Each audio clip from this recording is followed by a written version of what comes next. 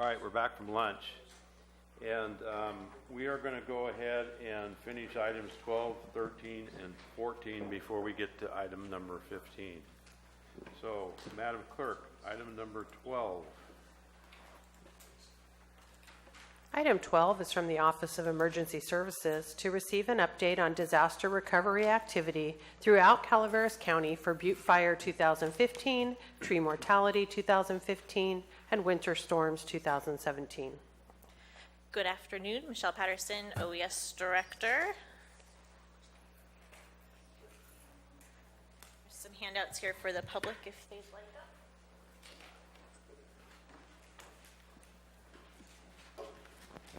Okay, I think today's presentation will go rather quickly. I know you've got some other items to go ahead and do. So again, disaster recovery update for Butte Fire, winter storms, and tree mortality. So as it pertains to PW 78, which is the removal of the remainder of the trees, I had the red lights on.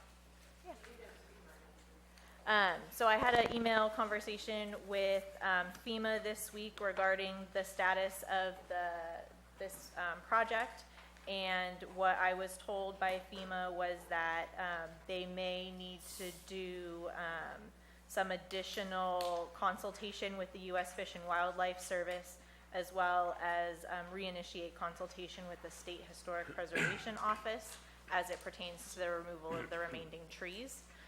So they're hoping to get a more solid timeline to me by the end of next week as far as PW 78 is concerned. PW 99, we're still getting some checks trickling in for insurance recovery, and with FHWA roads, these are the federal highway roads. We have received from Caltrans and FHWA the E76PE for all of the roads. What that means is that we can go ahead and do the preliminary engineering work on those projects. 16 out of 18 of them have been cleared for archaeological and biological concerns, and 2 of the 18, the remaining 2, require clearance from archaeological and cultural perspective. So Public Works is going to be working on getting that cleared. We are still waiting for an official response from the Federal Highway Administration for the extension to the FHWA roads. At best, I believe the end of next month is when we will hear a response back from them. All of our extension requests went in with everyone else's extension requests, and they review them all at the same time. So, end of next month. On to the winter storms. There's been no updates in the past month since we met last regarding Blagan Bridge. Similarly with Gwen Mine Road, the engineering study RFP, I believe, is in the queue to be posted today. So interested engineering firms can go to publicpurchase.com to get that RFP and respond to it. Once we get that RFP, we can then, or the responses, we'll do the engineering studies, and we'll send those to Cal OES and to FEMA to review.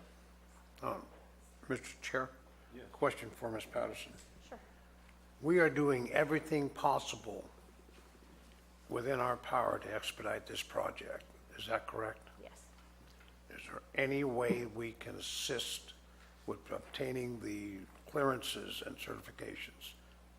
For which project specifically? Blagan Road and/or Murphy's Drive. Blagan Road and Murphy's, so they both are pending review from the Corps for Clean Waters Act, and they will both need a stream bed alteration permit. And so those are all, and we can't do the construction or any of those, can't put the invitation out to bid, we can't do any of those things until we have all of the hydro studies done and all of the rest of those things. Where it gets a little interesting is that when we applied for the permit, the Clean Waters Act permits for Blagan and Murphy specifically, we had to do that with the scope of work that was provided at the time. depending on the outcome of the hydrology studies, that scope of work may have to change, and so we would have to amend our application for the permit of the Clean Waters Act. So we're doing the best we can to get everything through. We're in a better position in that the balls are all in somebody else's court for some of these things, and I've been following up with all of the cooperating agencies to make sure that we didn't fall off their radar. And I understand you're doing an excellent job keeping the public informed. I appreciate that. No problem. Okay, so speaking of Murphy's Drive Culvert Crossing, here's where we are. This is I've just added all the bullet points for all the next steps here. We have a meeting, Public Works, myself, and the vendor have a meeting on Friday to discuss the beginning of the hydro study initiative for Murphy's and for Blagan. So that will have a solid schedule as to when those studies are going to be completed and what the turnaround is for the report from them to us, hopefully by Friday. Once we have that in our hands, we have to give it to Cal OES and to FEMA. At this time, I don't know the duration that it will take for them to review and respond to that. Unfortunately, we've had another catastrophic fire season in the state, so I'm not sure how long it takes for them to review these studies, but I will, of course, stay on top of them with this. Again, we're still pending the Clean Waters Act permit. We still require the California Fish and Wildlife Streambed Alteration Permit. And then once we have all of those things in place, then we can put the invitation to bid out for the construction of the project. And of course, while I am not an engineer, I hear that everything turns into a pumpkin after October 15th when it comes to construction in waters of the United States. So it gets a little slippery after that as to what we can do and what we can't do after the October 15th water year date. So we'll keep you posted on that progress. Canyon View Drive, again, this RFP should be in the queue to be posted today. So we need an engineering study to confirm the scope of that project, and those firms that are interested can go to publicpurchase.com to see those documents. And there has been nothing done between last month and this month as it pertained to Harbor Road.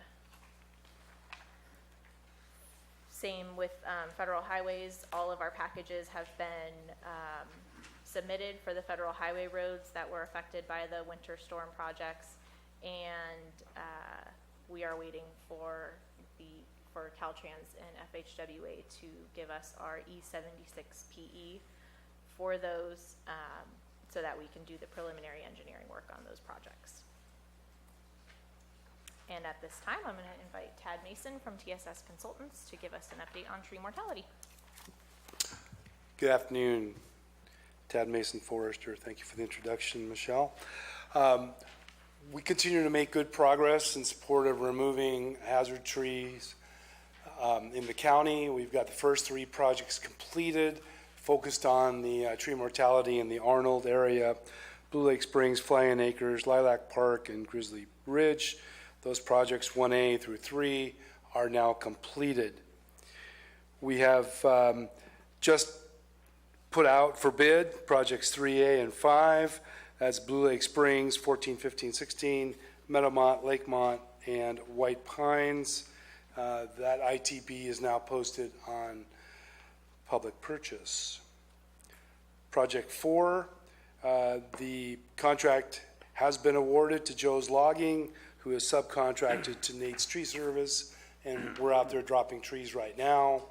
That is Big Trees Village, basically, south of Boards Crossing, and there's over 400 trees that will be removed in that particular project. So that's Project 4. Any questions so far? Okay.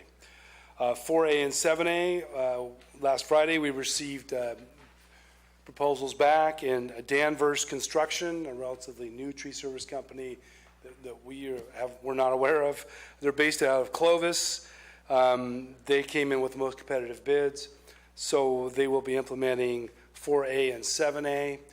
Of note, Project 7A is Skunk Ranch Road, and this is where we have some imminent hazard trees that need to come out immediately, so it's a 10-day turnaround. For that particular project, it's about 40 trees.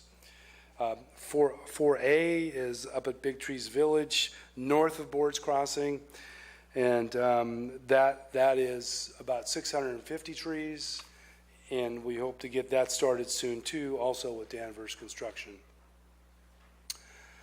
Projects in process, 6, 7, and 8, focused on West Point, Glencoe, Wilseyville, Railroad Flat, are coming along. The return of right of entry forms has been a little challenging. We're still, I've got some updated figures. We're looking at about 44% return rate for West Point. That's Project 6. 31% return rate for Project 7, which is Murphy's Avery. And then Project 8, Glencoe, Wilseyville, Railroad Flat, 39% return rates.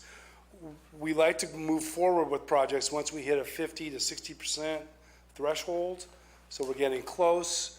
There's been very significant outreach into these communities. Supervisor Garamendi facilitated a town hall meeting on August 23rd at West Point. Michelle and I also presented. It was well attended, about 55, 60 people, and had a good exchange of questions and answers, went well. And following that, we did see a ramp up in the right of entry form return rates, which is great. We've also been using door hangers. We learned this from Caltrans and PG&E. They actually have these door hangers that we can hang on mailboxes or front doors in the West Point, Wilseyville area, and that's been working pretty well. We've gotten some nice phone calls back on that, and other outreach. Supervisor Garamendi has been working the social media side, and specifically, I guess, Facebook and a blog. Was that the only one you okay? So anyway, been getting some phone calls back on that, so that's ramped up the right of entry. And then lastly, we have yard signs. We've been putting yard signs out on lots that are targeted for tree removal, and that's been going pretty well. Then tomorrow or Thursday, KCRA is coming up from Stockton with a camera and a reporter, and they'll be interviewing our field forester, John Romina, real time up at Arnold to hopefully have some live at 5 coverage of trees being removed up in Big Trees Village. At that point, John is well informed about key messages, and one of the key messages is we need right of entry forms back. So John will hammer that home real time with KCRA's help with any luck. On to other projects. Projects 10 through 15 are Forest Service, working with the Stanislaus National Forest. We are targeting well over 1,000 trees along county roads. The good news is we now have a draft tree settlement agreement series of documents that has been submitted to us, the county basically, for review. Michelle will shepherd that through county council so that hopefully we can have those agreements in place and start projects on Forest Service very soon. Project 9 is BLM managed lands in the West Point area. This is outside the Butte Fire, of course. There are some immediate hazard trees on these parcels that BLM is managing, and we're currently conducting inventories to mark those trees and create a tree list that we can send to BLM and get on with that process. Projects 16, 17, 18, 19, and 20 are the balance of the county, basically. Much of it is west of Highway 49. We've saved those roads for last because the imminent hazard situation is not quite at the level that we're seeing in West Point, Arnold, Murphy. So we see those as winter projects going forward. As far as other slides here, this is an example of Project 4 up at Big Trees. Next slide. This is a quick before and after of tree mortality that's been removed. Next slide. This is the door hanger that we're using, modeled after some experience in other counties, and we're starting to get pretty good response to this. And I think that's it. Yes, it is. Any questions of me relative to tree mortality? Mr. Chair, question, Todd. Yes. Tad, I'm sorry. We can work until when, do you think? Pardon me? Weather? Well, weather-wise? Right. You know, West Point, Wilsonville, I think we can work through the winter. As we get, you know, the Sky Ranch and above Arnold, of course, snow conditions are such that worker safety becomes an issue. I understand. Absolutely. So we want to keep dropping trees all the way through the winter. We're very concerned about winter storms and the impact of this deteriorating tree mortality that we're seeing out there now. So we plan to continue on. Are we running into any snags as far as tree removal after they're down? Just with secluded parcels or trying to get the logs out. Right. That kind of thing. Only a couple have really been issues for us, but for the most part, all the logs are coming out, yes. I've been informed that the down logs was going to present some real problems for snowplow operations. So we want to be aware of that. We usually don't find that out until it snows. And all of a sudden, we have plows hitting into buried logs. Okay, So can we check on that and let me know what's going on? I will. Thank you. Okay. Thank you. Other questions in general? Michelle, do we want to discuss the email regarding local tree mortality meeting, or do you want to save that? I think that's an offline conversation. I'm sorry, what's that? I think that's Okay. that's a process conversation we can have. All right, we'll open it for public comments. Public comments, questions on this item? Any of the information? Seeing none, bring it back. Any other board questions? Thank you, Michelle. Thank you.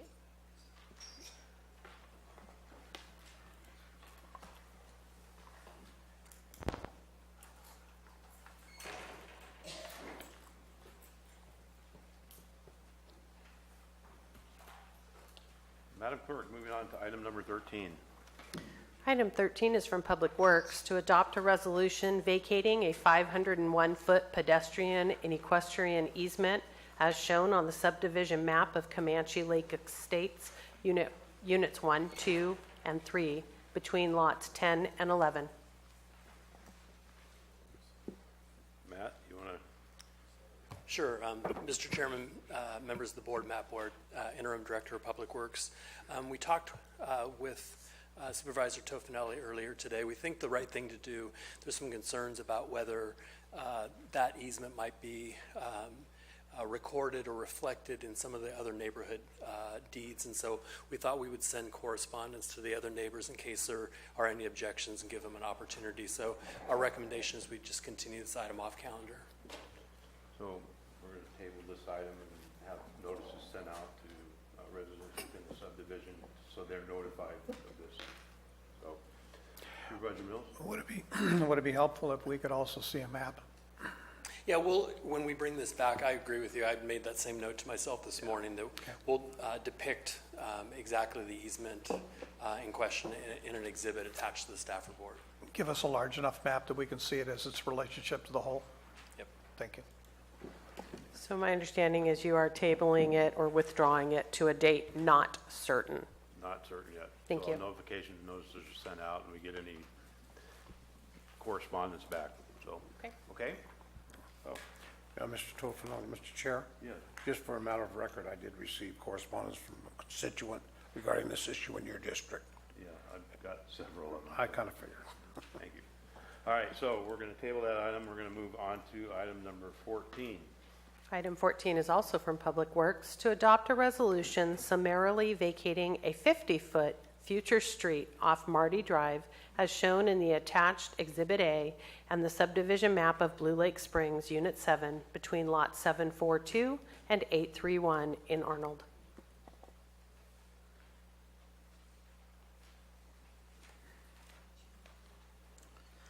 Good afternoon, Robert Packinger, Public Works. The applicant submitted the request to have this little future street vacated. The applicant owns the properties on both sides of the road. The future street connects to a parcel. It's a parcel from a parcel map that was developed in 2000. According to conditions of approval for that development, the parcels have access from other surrounding streets. So this wasn't the only access to that parcel back there? That is correct. I'm not seeing an Exhibit A. It shows here, it says discussion summary is shown in Exhibit A, and yet in the board packet, there's no Exhibit A. Is it attached to the resolution? Attached in the recommendation is not preferred language because it's very misleading. It's not there. It's in, Where do you see the it? website, not on the IQM2. So you find it in the website, but not IQM2. I think so. This is it. That's the one. It's on the website, but not, Okay. Not It's attached. just as a two. Yeah, Mr. Chair, question of Robert. Robert, have we had any correspondence, contact from anybody in opposition to this? None, sir. Okay, thank you. Robert, we Yes. let everybody around it know? The property owners on both sides of that easement are the ones that applied. And the one who has it, that the road was going to plug into, that it was never developed, that person's aware of this as well? No, we didn't communicate with that person, but when that map was developed, they were required to provide access for their lots via other roads. Right, and then I think I saw in one of the notes that one of the conditions of approval of the subdivision map was the improvement of this road? 1964, whenever it was done? Oh, in 1964, there were various future streets that were noted on the map, and the condition on the map said that the county wouldn't accept those or any streets until the streets were developed and improved according to the standards. So Okay. that applied to all of the streets at the time. I guess my only concern is that the person whose property this ties into, is it a deeded easement to that person that we'd be vacating, or? Right. I'm only concerned about that. I understand what you're saying, but the parcel map that created those lots provides access to the lot from another road. Right. I get that. They don't need this to access their property. I'm just wondering whether they have rights to it. So I don't want to vacate something that, someone might have somewhere in From their a future street. deed to. Okay, I we could don't check know. that. We could check that. I just, it'd be a shame to vacate it and find out that it was on somebody else had the right to it. We didn't have the right to vacate it by ourselves. Yes, the only way that that person could obtain an easement right is if the original subdividers of Blue Lake Springs provided an easement going to that property. That public when road wouldn't be considered that? This 50-foot section wouldn't be considered that? No, Okay. Well, you're the expert. Mike, you're the right, expert. until it's improved. And there was never any improvement of that future street. Thank you.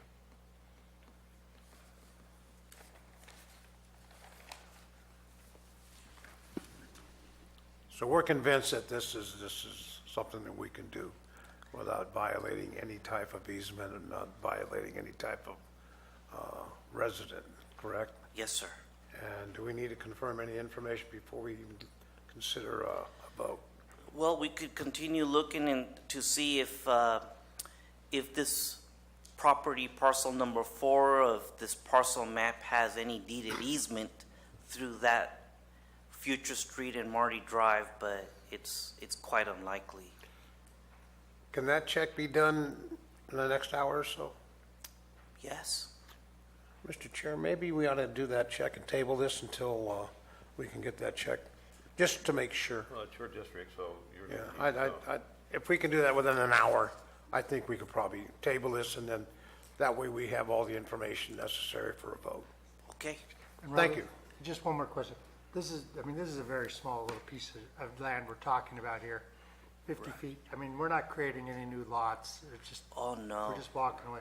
Looking at the roundabout there, I mean, there's not a lot of dirt. Just make sure we're not hurting someone else. I agree with Mike. Right. Sorry to put you through that. That's okay. We'll put it off till later. So, is everybody in favor of tabling this item? Okay, so we'll table it till you get more information to bring back to us. Okay. We'll see you when you come in. All right. See you in a little while. Thanks, Rob. All right, so that item will come back to us with more information. Moving on to the 1:30, and we made it at 1:55. Item number 15. Item 15 is from the Board of Supervisors to adopt the revised board rules of procedure effective immediately. These rules supersede and replace all rules of procedure previously adopted by the Board of Supervisors. Therefore, any resolution previously adopted setting or establishing board procedures is hereby rescinded. And this was brought to us by Rebecca Turner, but I don't see her in the room anywhere. I'm sorry, it was last month it was introduced by County Council, not by our office. Okay. So, Megan, you want to take the lead?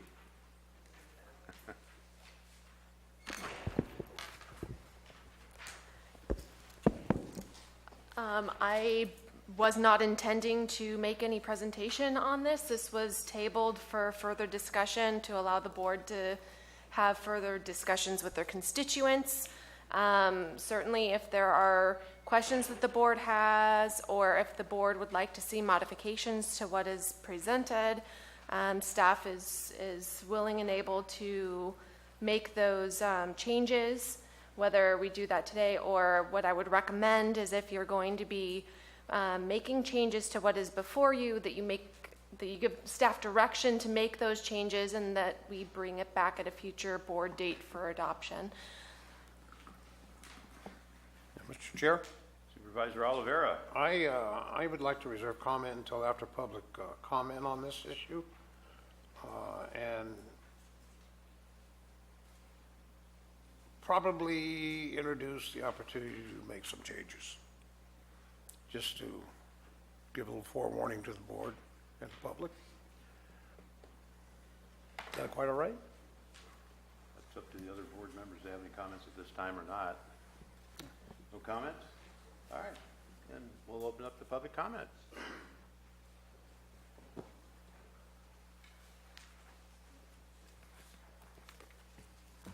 Good afternoon, board members.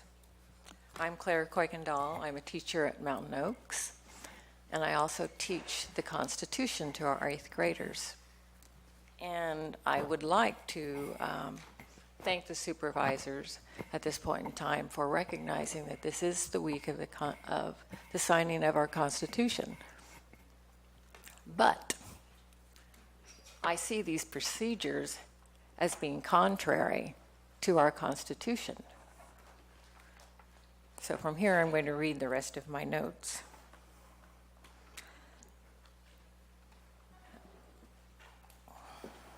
Not just contrary. I see there a big irony here as well.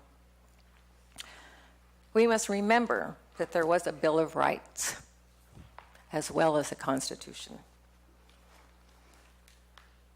And that Bill of Rights gives the people the right to dissent.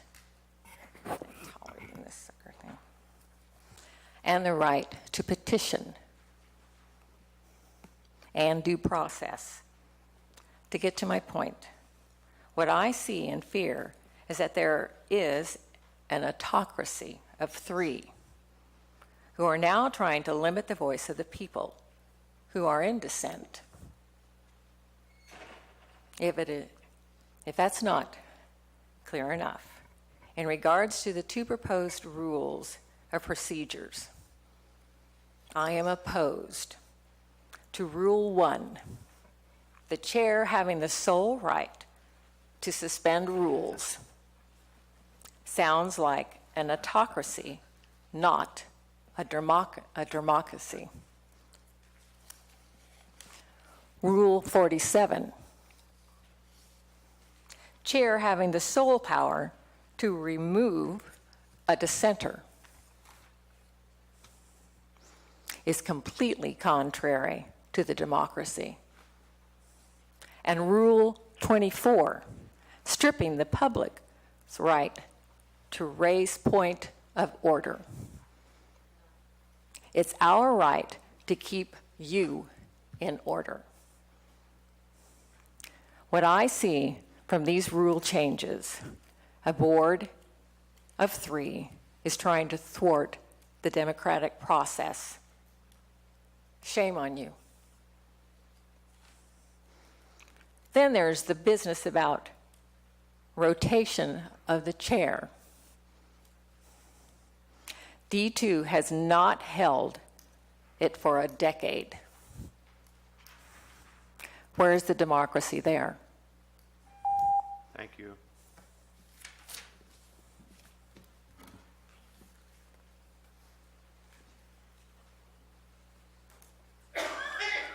Neil McEwen, Calaveras resident. These rule changes are an attempt to suppress public participation, limit our right to maintain checks and balances on the board, and consolidate power for the chair over the rest of the board. Officially eliminating all evening meetings and reducing public comments to only 3 minutes accomplishes nothing more than stifling public access and input. But that is the goal, isn't it?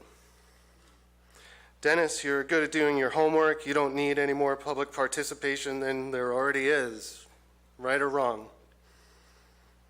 Doing away with the public's ability to call points of order sure will make submitting post-comment period propaganda into the record as fact a lot easier, won't it?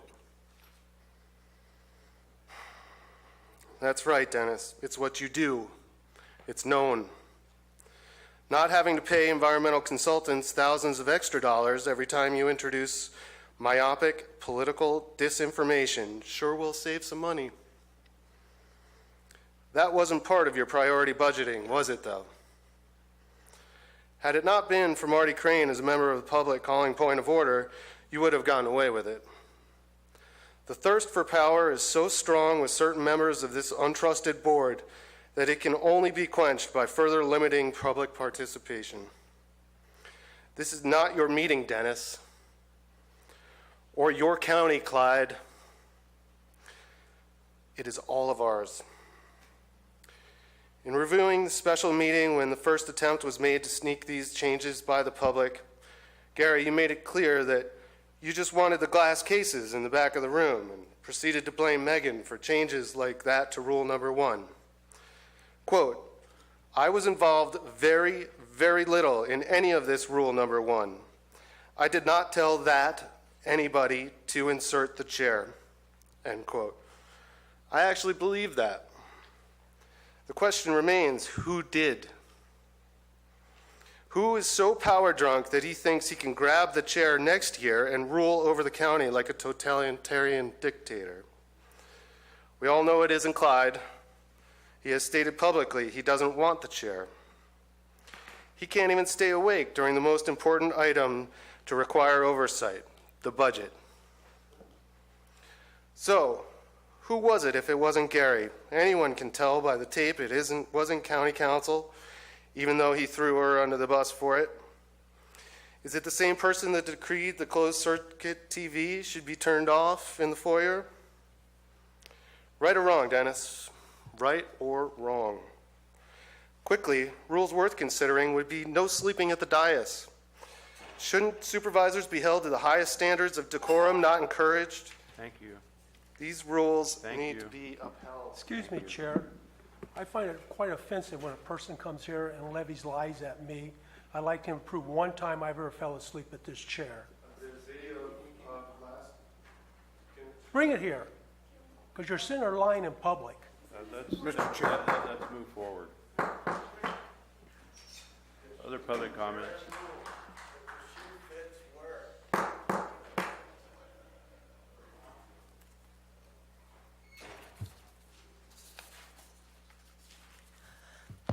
Good afternoon, Board of Supervisors.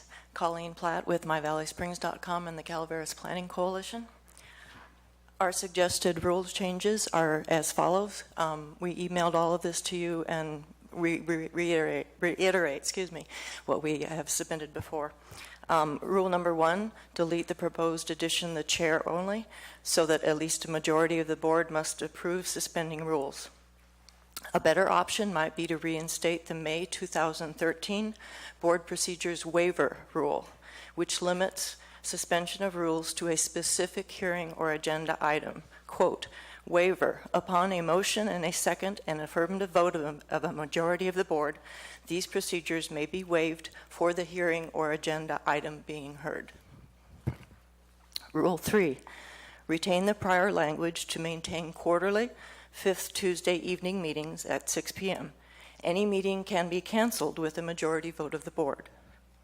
Evening meetings are the only opportunity for students and working folks to speak to the board. Rules 21, 20, and 22 retain the prior language up to 5 minutes to maintain the potential speaking time for members of the public. Time limits are at the discretion of the chair. When there is controversy or a large number of people, time is generally reduced to 3 minutes. This is expected and acceptable by the public. But a new reduction to 3 minutes would allow even further reduction because the chair can reduce time. The public's time to speak is at the discretion of the chair and could be reduced to 1 or 2 minutes if you set 3 as the maximum. This is not enough time to make an informed comment. Rule 22, for appeals hearings, add clarification to item B, presentation by appellants. At least set some time guidelines. There is nothing in the way it reads now to give them any direction how much time to expect. The Planning Commission sets 15 minutes for a presentation by an appellant. And we suggest adding some sort of language to set a time limit. And the chair may also waive or extend that time, as in your rules already. Rule 23, restore the prior version of order and decorum, deleting are encouraged and reverting to shall. This is refraining from certain forms of bad behavior. Board members should be held to standards of decorum, please. Rule 24, change the point of order rule by deleting the phrase, may only be made by board member or county staff member. The public's right to raise a valid point of order should not be restricted.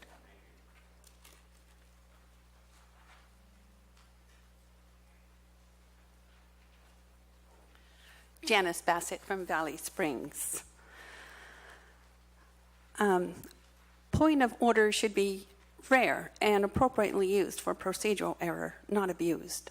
The chair is responsible for maintaining decorum and procedures. Allowing for points of order to protect procedures protects the county. Appellants and applicants have a right to a fair hearing.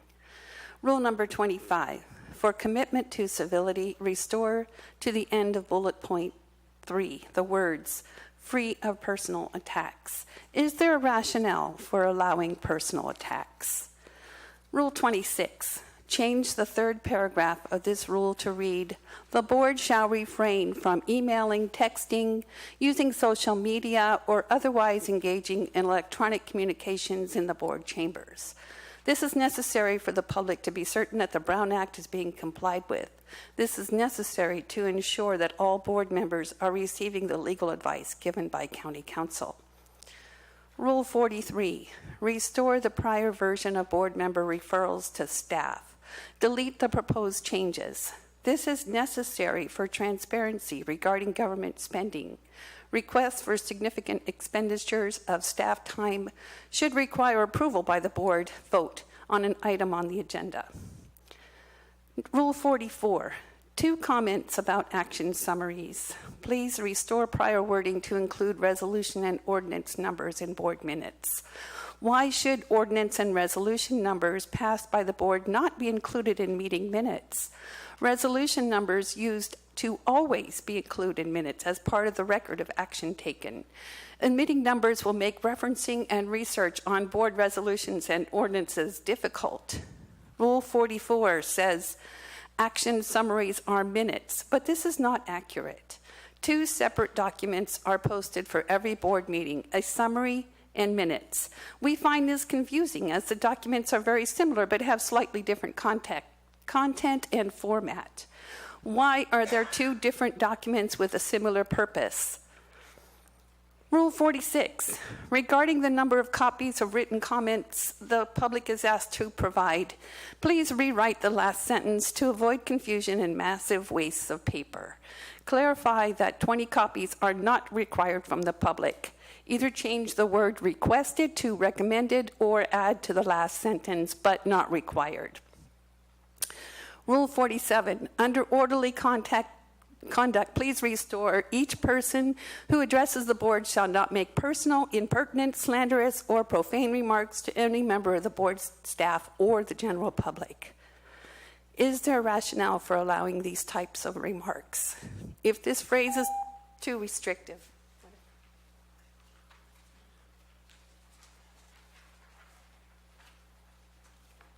Good afternoon, Board of Supervisors.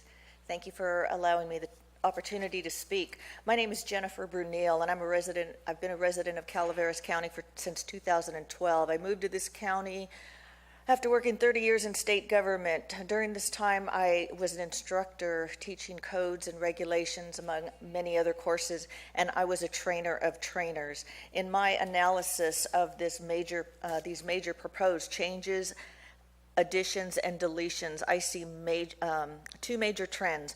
1, a consolidation of executive authority to the chair, and 2, a further reduction in the people's voices to be heard. This is equivalent, in my view, to gutting the Constitution, our Constitution, and this is not acceptable, and I do not consent to this. I printed out the government code here, which this board is governed by. This is Title V, Local Agencies, Division 2, Part 1, Power and Duties. Opening lines 54950, the legislature finds and declares that the Public Commission boards and councils and the other public agencies in the state exist to aid in the conduct of the people's business. It is the intent of the law that their actions be taken openly and that their deliberations be conducted openly. The people of this state do not yield their sovereignty to the agencies which serve them. The people, in delegating authority, do not give their public servants the right to decide what is good for the people to know and what is not good for the people to know. The people insist on remaining informed so that they may retain control over the instruments they have created.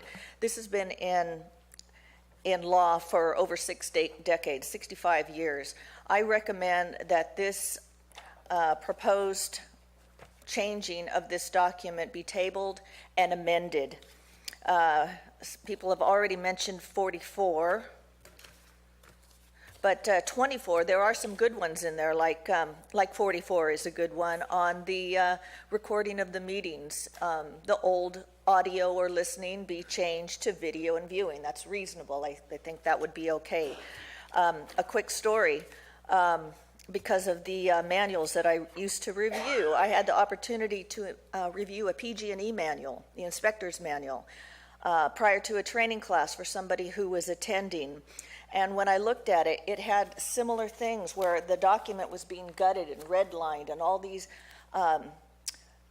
checks and balances that were put in place for inspectors to check for in rural areas being deleted out, redlined out. Then a couple years later, I went through the Butte Fire, living in Mountain Ranch on Whiskey Slide Road. 95% of my community was destroyed. So I think the checks and balances that we have in place are important. I ask you not to change the intent of the law. Thank you for your consideration.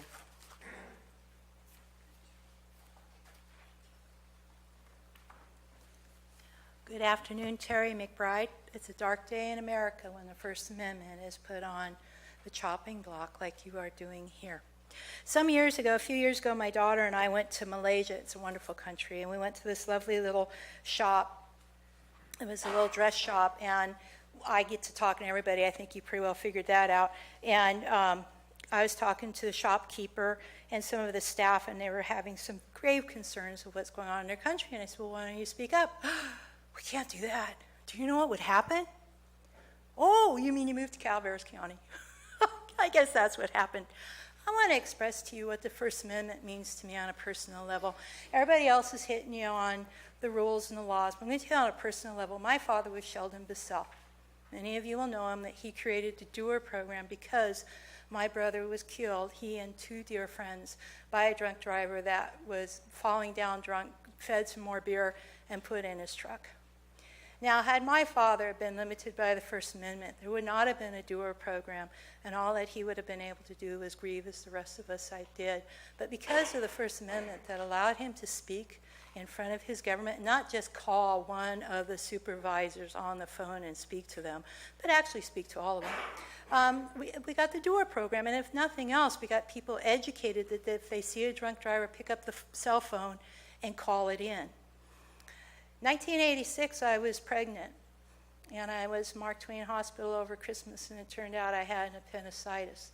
I had a really awful doctor, unfortunately, didn't do a damn thing about it. Half hour before my son was delivered, they pretty well figured he died when he should not have. When I found out that that was completely preventable, instead of just going into grief, I went into a little bit, let's get this taken care of. And I took on the California Medical Board. And I got his license removed, and I went up to Sacramento, and I got a bill, helped write a bill that provided more protection for consumers from medical. Not all doctors are bad, but there's some that shouldn't be out there, sort of like supervisors. Anyway, the thing is if you do try to shut us down, because what I did is I went on national television, I went on national newspapers, the Wall Street Journal was one of them, and I went to one of the medical journals. So I hit a lot of them. And then I hit all the radio stations, and I hit the television and news stations. I'll do it again. And we'll let everybody know how in Calaveras County we are limiting people's rights to come up and speak when it is so very important. And I guarantee that if you ever wanted the right to speak, you would fight for it. I would hope. Because that is one of the greatest things of our nation is the First Amendment. And when you go to other countries and you talk to other people, that's what they say, that they can speak here in this country.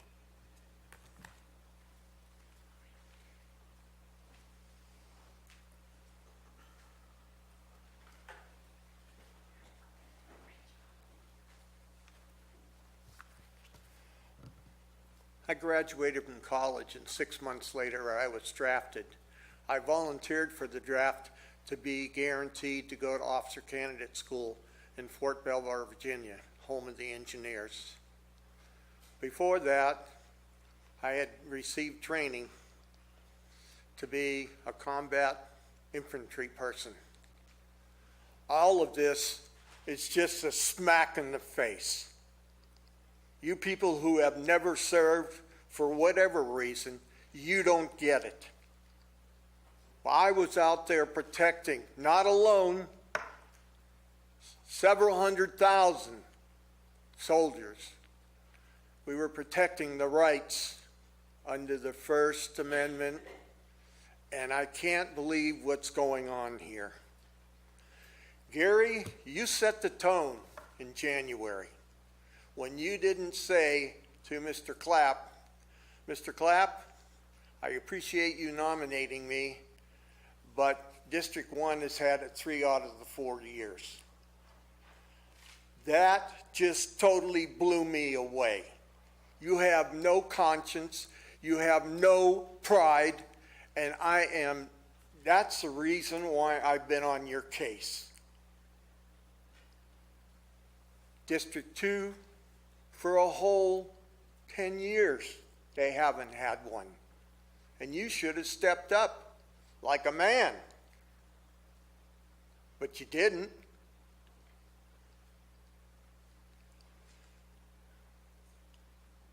You know, this board reminds me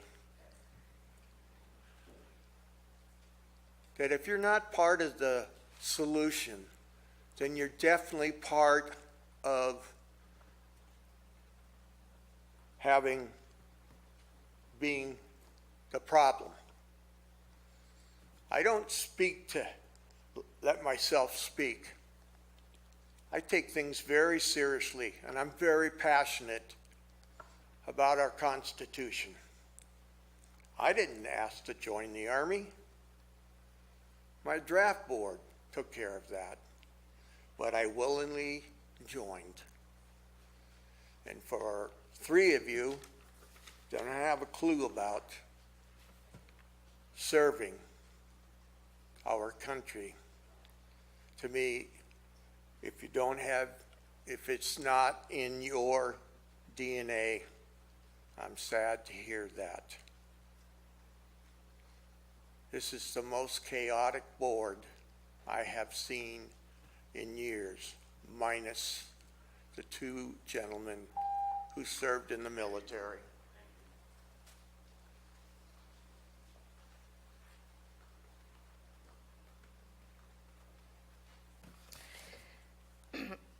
Bonnie Newman from Double Springs. I object. I do not concur. I am in opposition and I dissent. Dissent is the highest form of patriotism. You know who said that? Thomas Jefferson, long time ago. Welcome dissension. For the last 3 years, we have been feeling the oppression, the suppression, and the repression of public comments and public input. The actions of this board have been stifling, they've been minimizing, they have been neutralizing the power of the public. Coming here and speaking out loud to you folks may not relieve everything, every problem there is, but it certainly relieves pressure. It helps vent frustration, and it avoids certain people from going postal. I think the attempts by this board to keep public comment to a minimum are the same kind of actions we're seeing in Washington, D.C., where if you don't like what people are saying, you're going to victimize them, you're going to crucify them, you're going to take them out of the running for anything, and I think it's a shame. It shows weakness, it shows fear, it shows cowardice, because we know the public has the right to speak. At least it always has until now. So once again, I will say my 3 little things that I always say: free speech, free press, free choice. That's what makes America, America. Freedom. Thank you.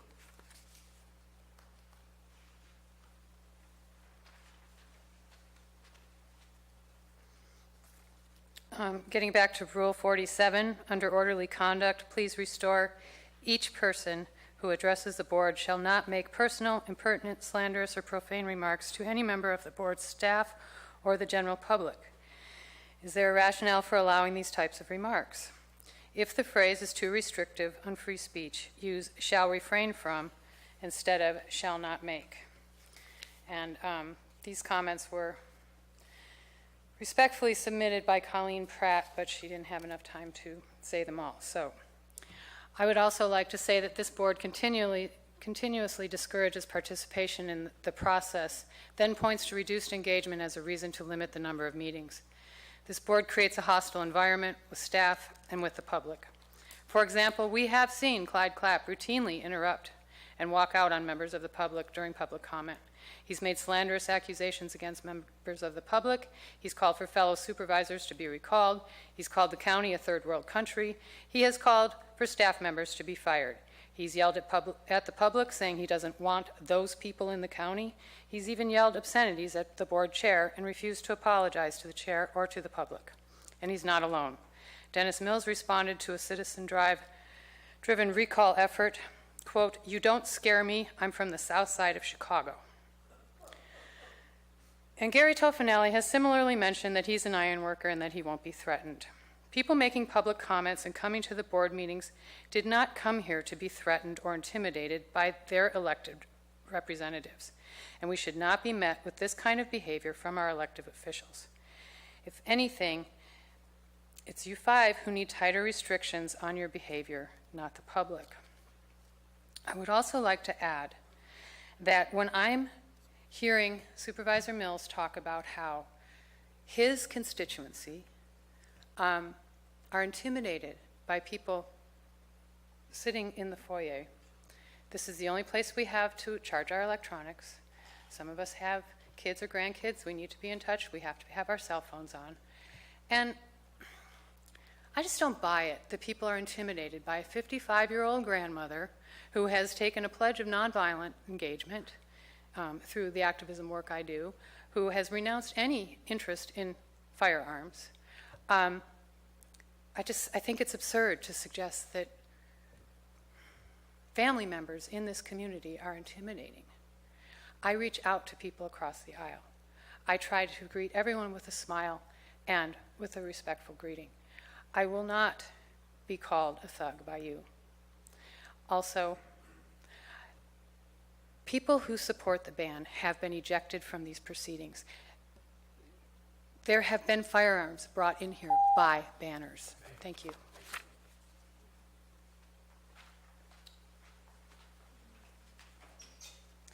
Good afternoon, Vicki Reinke, Angels Camp, Calaveras County. I too wanted just to make some comments about the rules and regulations, which are your rules and regulations for you to have meetings that are civil, and we know that they're necessary. Otherwise, chaos happens.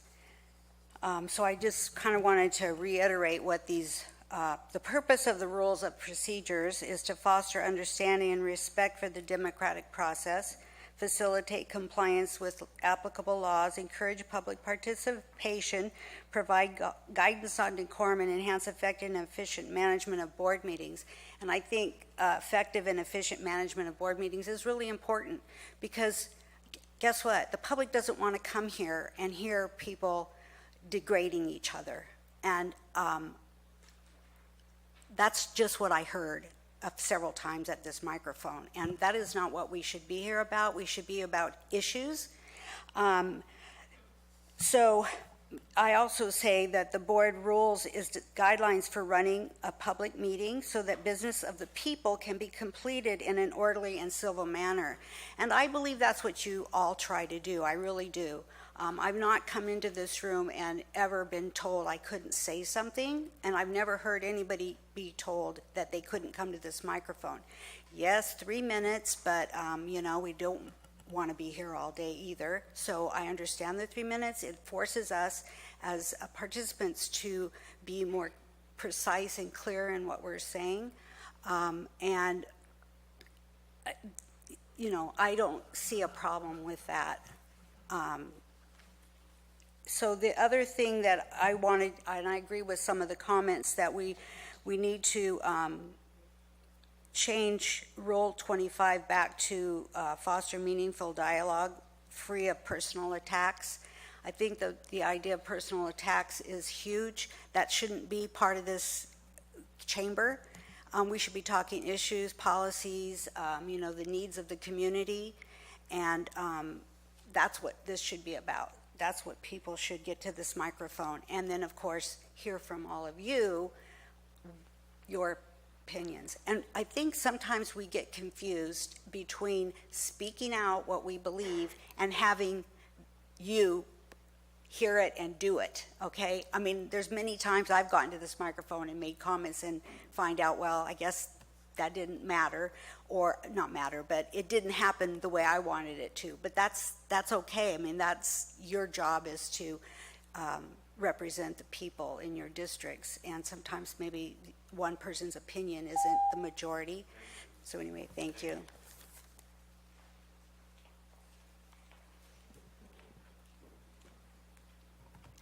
Hi.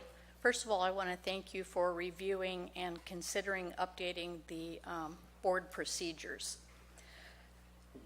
It was said earlier that the purpose of these rules is to foster understanding and respect for the democratic process, etc., and encourage public participation. Okay?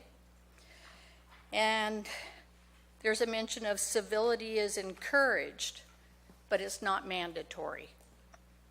Like a few people ahead of me, I feel that Rule 47 should include the original paragraphs that were in it, which affords some ground rules that may prevent the public in general from feeling threatened, and oftentimes have nothing to do with the issues within the subject matter of the jurisdiction of the board.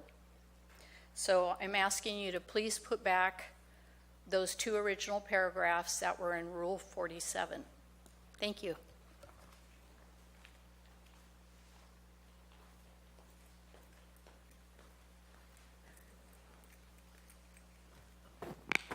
I believe in the First Amendment, but I do not believe that freedom gives us license to do anything we want.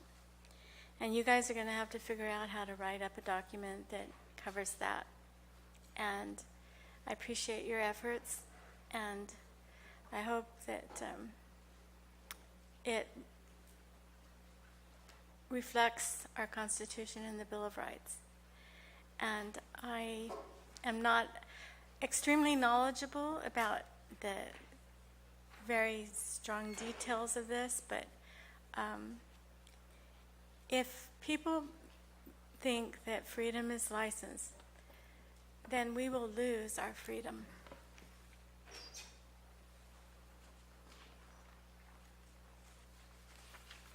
Morning, Marty Crane.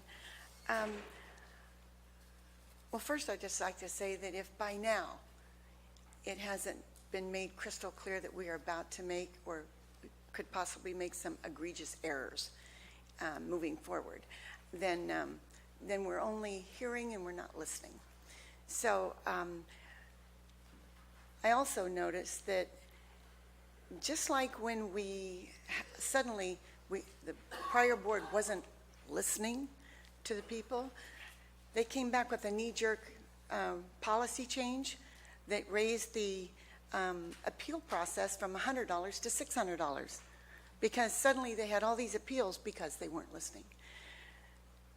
In this case, the point of order must be restored to everyone, especially county council, because they are well-versed, and the clerk, well-versed in process, and the public. This is our business. You are our employees. It's our business. We set the rules, and we should be fully engaged. So when I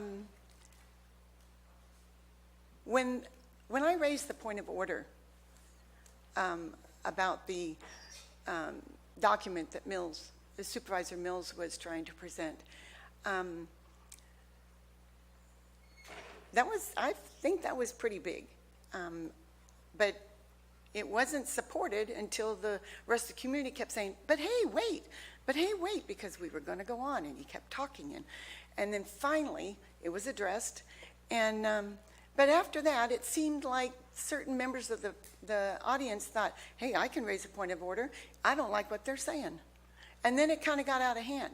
So now it feels like we have another knee-jerk policy. I know I've been thinking about this for a good while, but when it comes to the point of order, please restore that. I had a few other notes that for instance, on Rule 14, why can't the public ask for a copy before, like a day or two before the meeting, instead of at the meeting? That hampers the public from being well informed. Also, please leave the speaking time to 5 minutes. You can always reduce it. That's the way it's always been for years and years and years, and it's worked well. Then on rule number 21, that begins with should the board and ends with new testimony and evidence received only. Is this section that isn't this the section that Dennis Mills violated with the silent poison document? What are the consequences of a supervisor violating the rules? If I had an Thank you, Marty.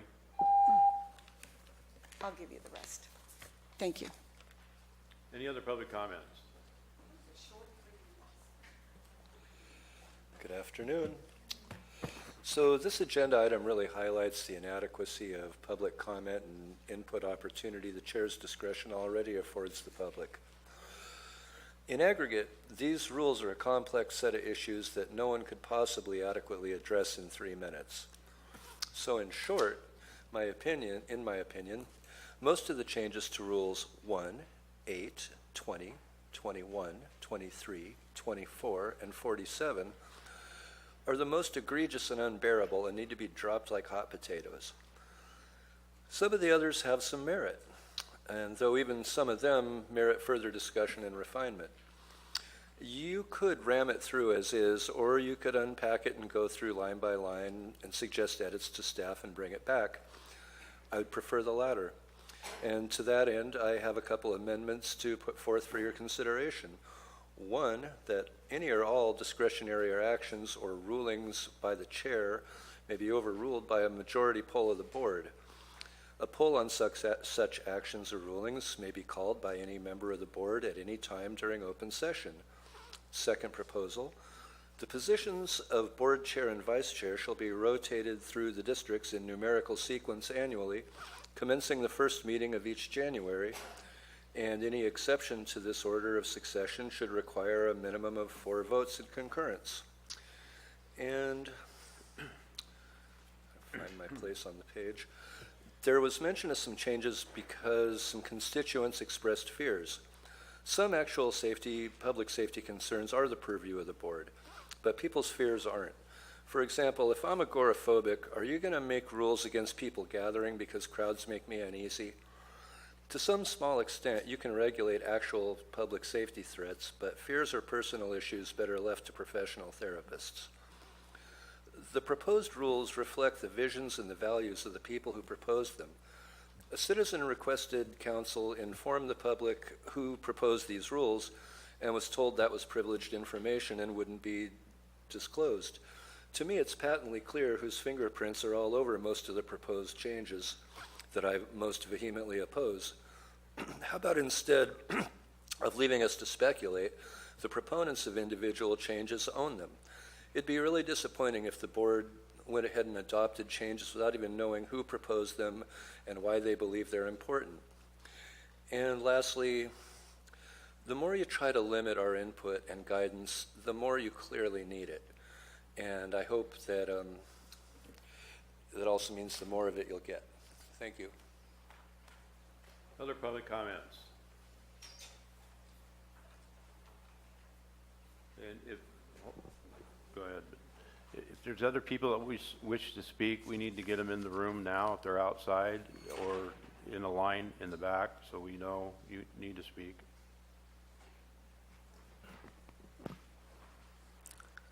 Hello, Board. I handed a part of the budget which shows an organizational chart of the county. It clearly indicates at the top of the organizational chart are the citizens of this county. Just a good reminder, and I appreciate that you included that in the budget, CAO Lutz.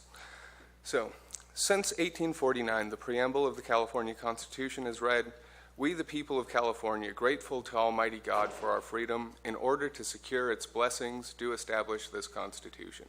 Article 1, Section 3, Subpoint A of the California Constitution enshrines our right to petition our government. Quote, "The people have the right to instruct their representatives, petition government for redress or grievances, and assemble freely to consult for the common good." The California Constitution requires local agencies, such as the Board of Supervisors, to adhere to the Brown Act. Article 1, Section 3, Subpoint B, Subpoint 7, in order to ensure public access to meetings of public bodies, each local agency is hereby required to comply with the Ralph M. Brown Act.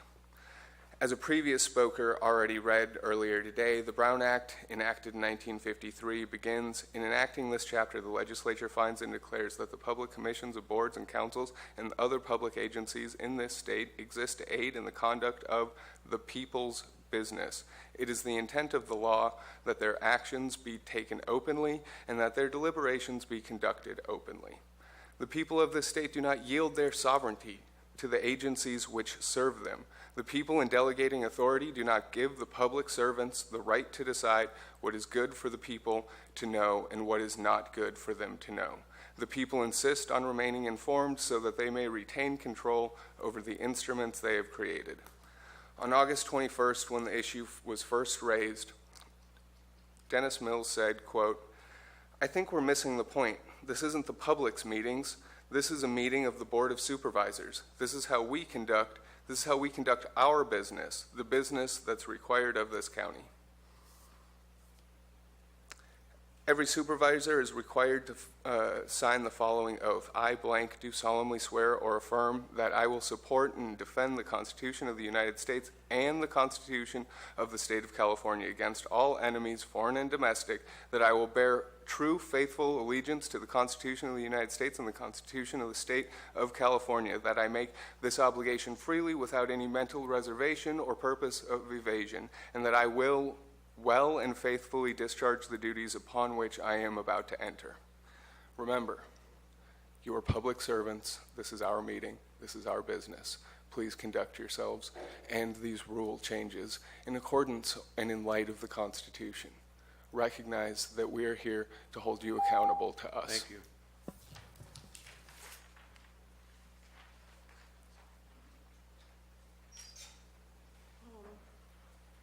Sue Holper, District 2, which has been underrepresented for 10 years. What I've been hearing today is people of this county speaking up in a beautiful way, which is about what people all over the world have been inspired by. And the rules that are being proposed, the rule changes, are diminishing the openings for that. And I would like for you to look at every change in the light of what will make it possible for you to hear from us what we need, because you are our servants. And it's not servants in the sense of we tell you what to do and you do it. It's servants in the sense of service, that you are supporting our well-being.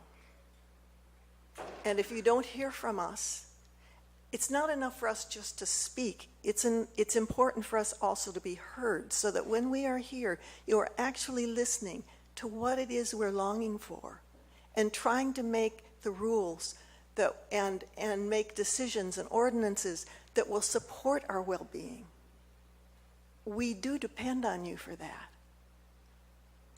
And it's important for us to be able to speak here to all of you, not just to the representative of our own districts, because too often what happens seems to be rather than a collaboration among you to find out what would be best for everybody in this county, it seems to be a vying for this or that interest. It's not about that. It's for you to find out what would serve everybody as best we can with the resources we have, and keep welcoming more input and welcoming more resources, and so that there is a thriving in this community rather than contention. So I'm asking you to listen to us, to make rules that make it maximize the possibility of your hearing from us. And what would be ideal, and I don't know exactly how to organize it, is if we could actually have more dialogue. Because as it is now, I come up here to speak and I don't know what you're thinking. So I don't know where to best place my attention on the 3 minutes I have.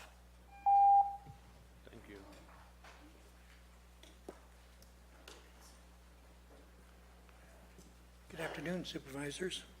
Al Sakala, Taxpayer Association.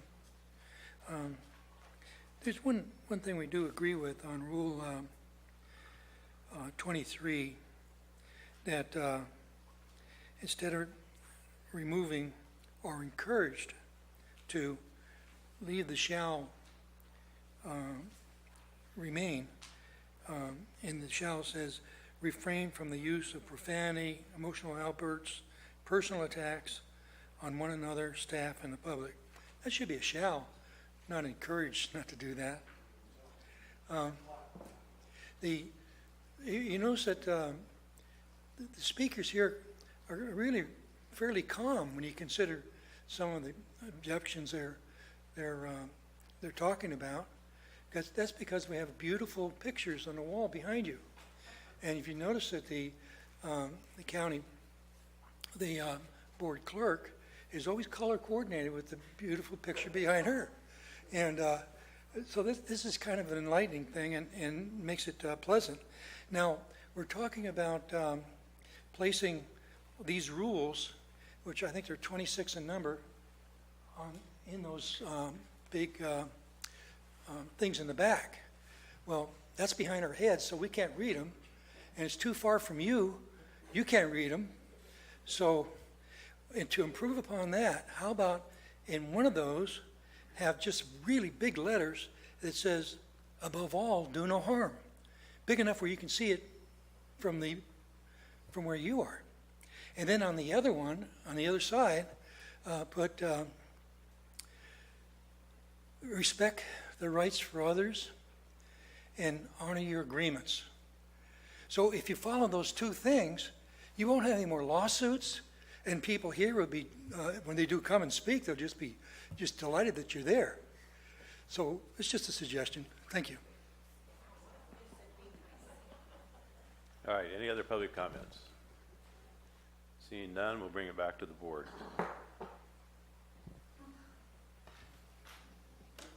Gentlemen, comments? Supervisor Oliveira? Thank you, Mr. Chair.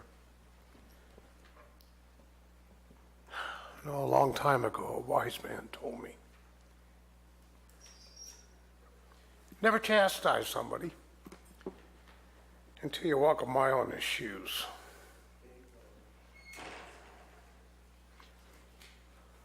Fortunately, I have walked that mile as a chair of this board. With the existing rules that have been there a long, long time, I would like to think I did a good job. I've been told that. But I don't think the system is broken.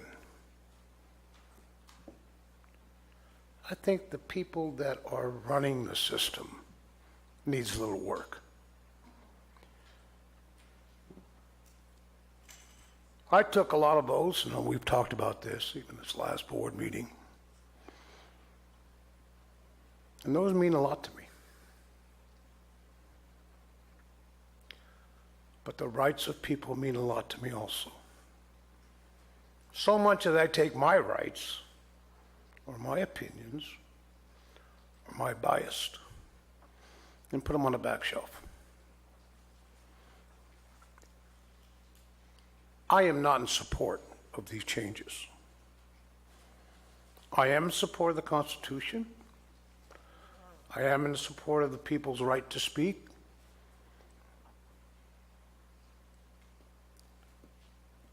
But I'm not in support of a bad law, and we have those. Fortunately, we try to find those bad laws and fix them. This is not the case. This is a good law. This law works. We just have to work at it to make sure it stays a good law. I won't support these changes. Not one. Not one change. We can make this law work. We just need to do a better job. Thank you.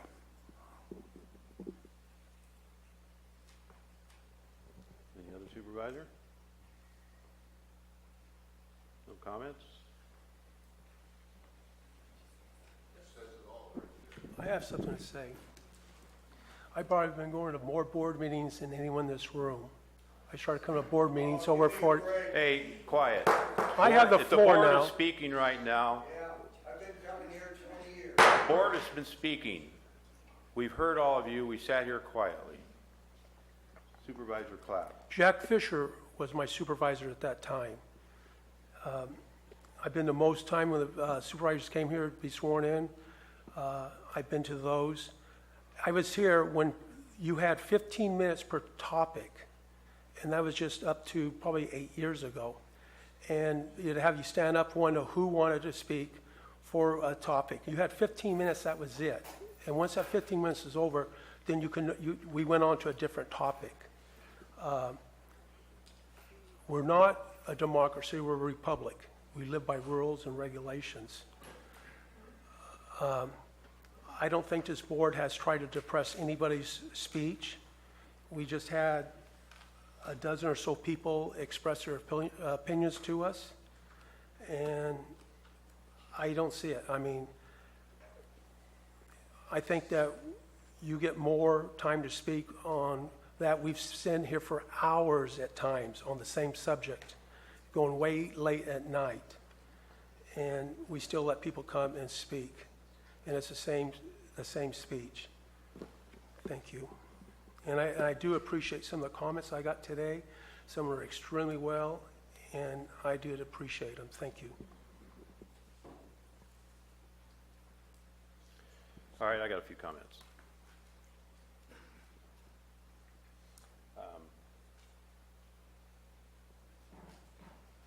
First off, I had conversation during the time this was tabled, brought back with county council. And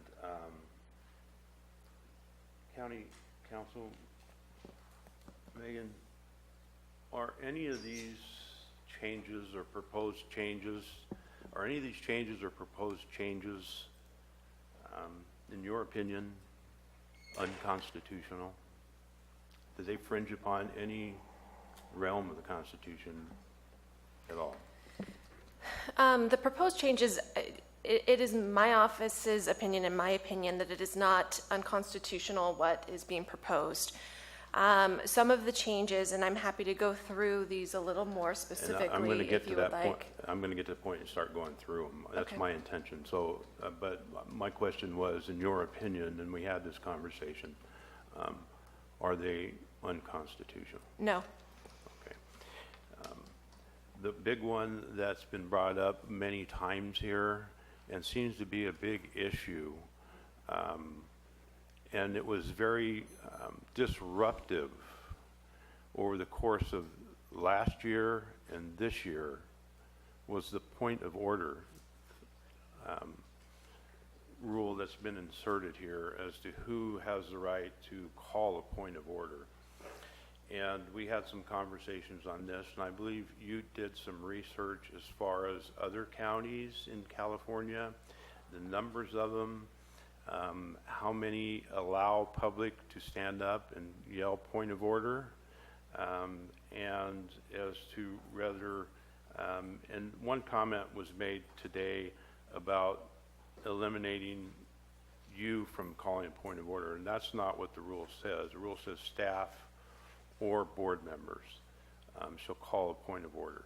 And by staff, that's any staff member coming up making a presentation, any staff member sitting up here has the right, if there's something procedurally going wrong or being done wrong by the board or a board member or even a staff member, that you have a right to say, hold it, point of order, we need to go back to this rule that's being violated, or you're not proceeding correctly with your procedural matter on how you're doing it.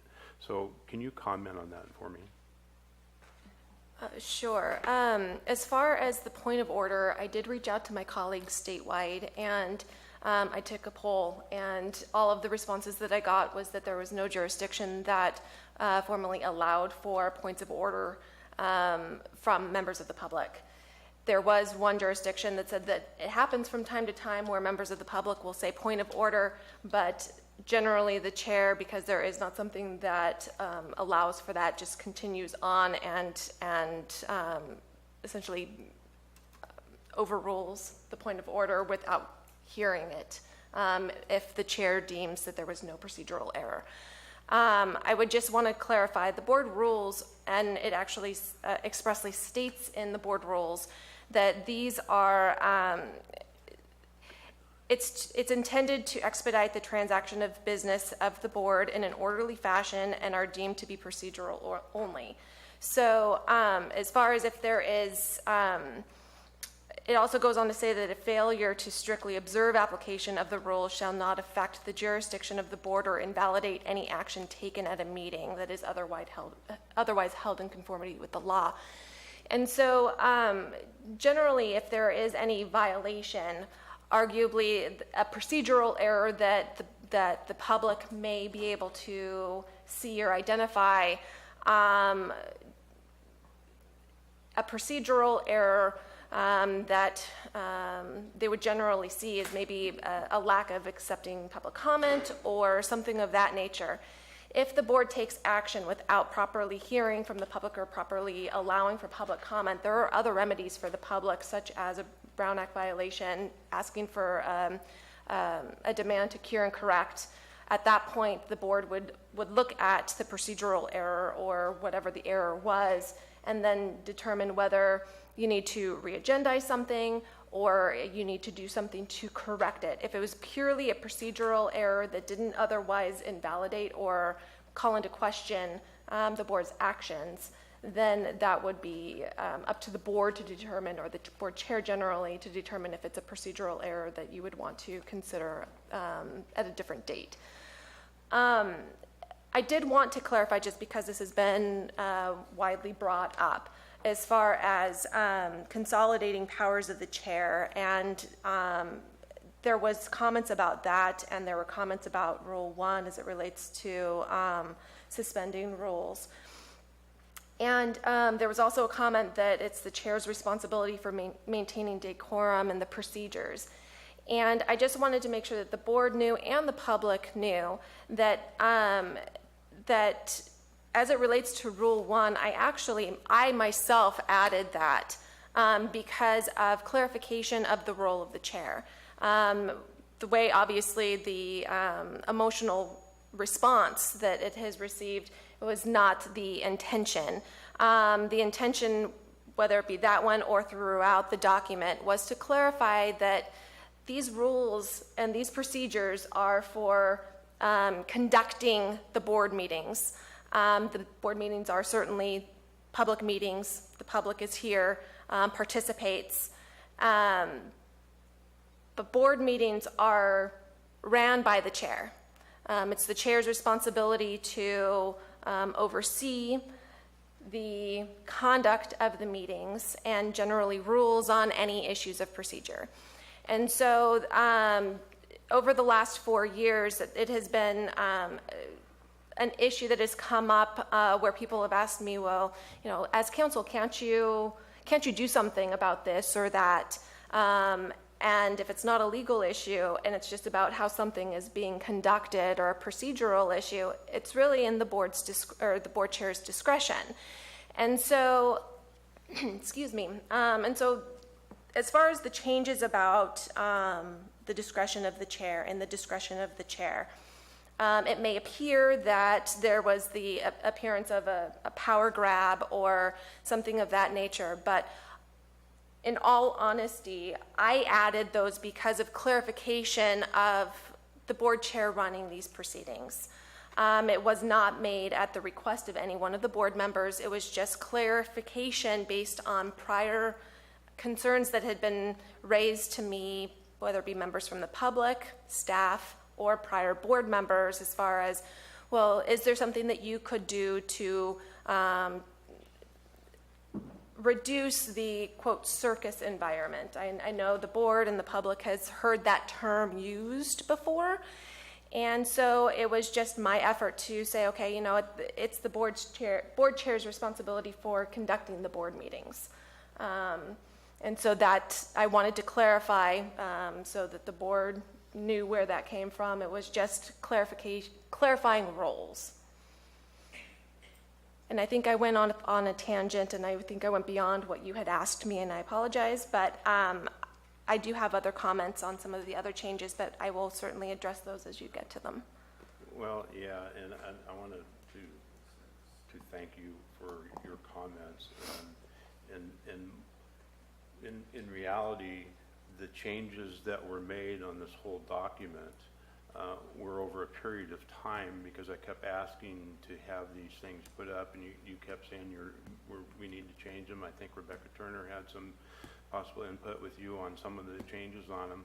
So that they came through your office, and so a lot of the input is either what you did over time, or you went and looked at what other jurisdictions do and made a conundrum of some of the things you thought were good or would help us when this whole document was put together. Is that part of our conversation that we had? Yeah, generally, yes. Certainly it was not the intention to have these modifications. It was more to clarify issues that have come up. I know that there was comment about requesting my notes, and my office did not disclose my notes because that is attorney work product, and so to the extent that I'm writing, my notes to myself, we certainly don't disclose those things. The proposed changes certainly came about from communications with the chair, and really updating to current practice. I've certainly heard the comments about reducing it from 5 minutes to 3 minutes. That was just to be consistent with what practice has been. I don't think that it was the intention to reduce. That's why it said that the chair had the ability to expand. The intention was just to say, hey, generally we allow 3 minutes. The chair has the ability to expand it to 5 minutes, but if that's not the way that it is read or the understanding behind that, then clearly we need to go back and clarify, because from my perspective, it wasn't intended to reduce. It was just to put in the rules what is current practice. Thank you. Okay, that being said, I would like to go through these rule changes. So we can get some conundrum on whether we're interested in what's here or not interested in what's here as we go forward. Mr. Chair? Yes. Can we request a break for our staff? It's 3 o'clock. Maybe we can come back to this in about 5-10 minutes. Would that work? A suggestion only. Okay, that's fine. 10-minute break? Yeah. All right, we're back from break, and before we continue on, Madam Clerk, do you have an announcement? I do, thank you. So item 14 on today's agenda, which was Public Works item to adopt a resolution summarily vacating a 50-foot future street off Marty Drive, as shown in the attached Exhibit A and the subdivision map of Blue Lake Springs, Unit 7, between lot 742 and 831 in Arnold. This item has been withdrawn and will come back at a future date. Okay.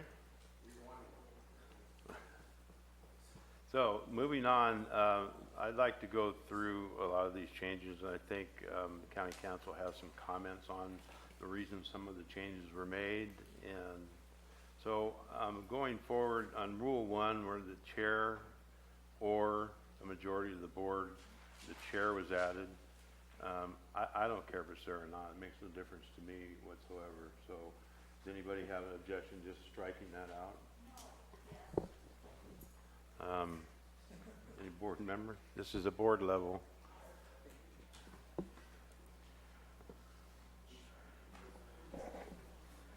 I would oppose the insert of the chair or leave it as the suspended by a majority of the board. Supervisor Mills? if the chair is going to run the meeting, the chair has to have the option. If the majority of the board feels that the chair is doing something that the majority of the board doesn't want done, then they can so state and they can make the appropriate change. But this keeps the chair in charge or running the meeting. I think that, Council, I think that was your purpose or intent here, was it not? That was the intent. Let me start, first of all. Have you and I ever talked about this? No. Okay, just want to be sure. But yes, that was the intention, and my assumption would be that if the chair did anything in conducting these meetings, that it would be the body that would appeal or overrule a decision. But if that needs to be clarified, certainly I'm happy to make that clarification. But that was my intention. Yeah, I understand what you're saying, Supervisor Mills, but to me, if the chair is going to suspend somebody, I think, at least myself as chair, I'd have a discussion with the board and get the board's opinion on it. So it doesn't, I don't agree with it myself. So, and I haven't agreed with it since I read it.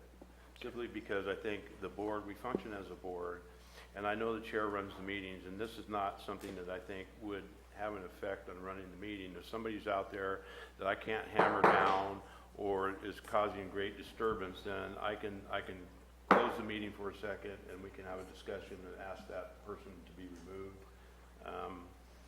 and go forward that way. So I don't feel it's something necessary to conduct the meeting in here, but that's my opinion.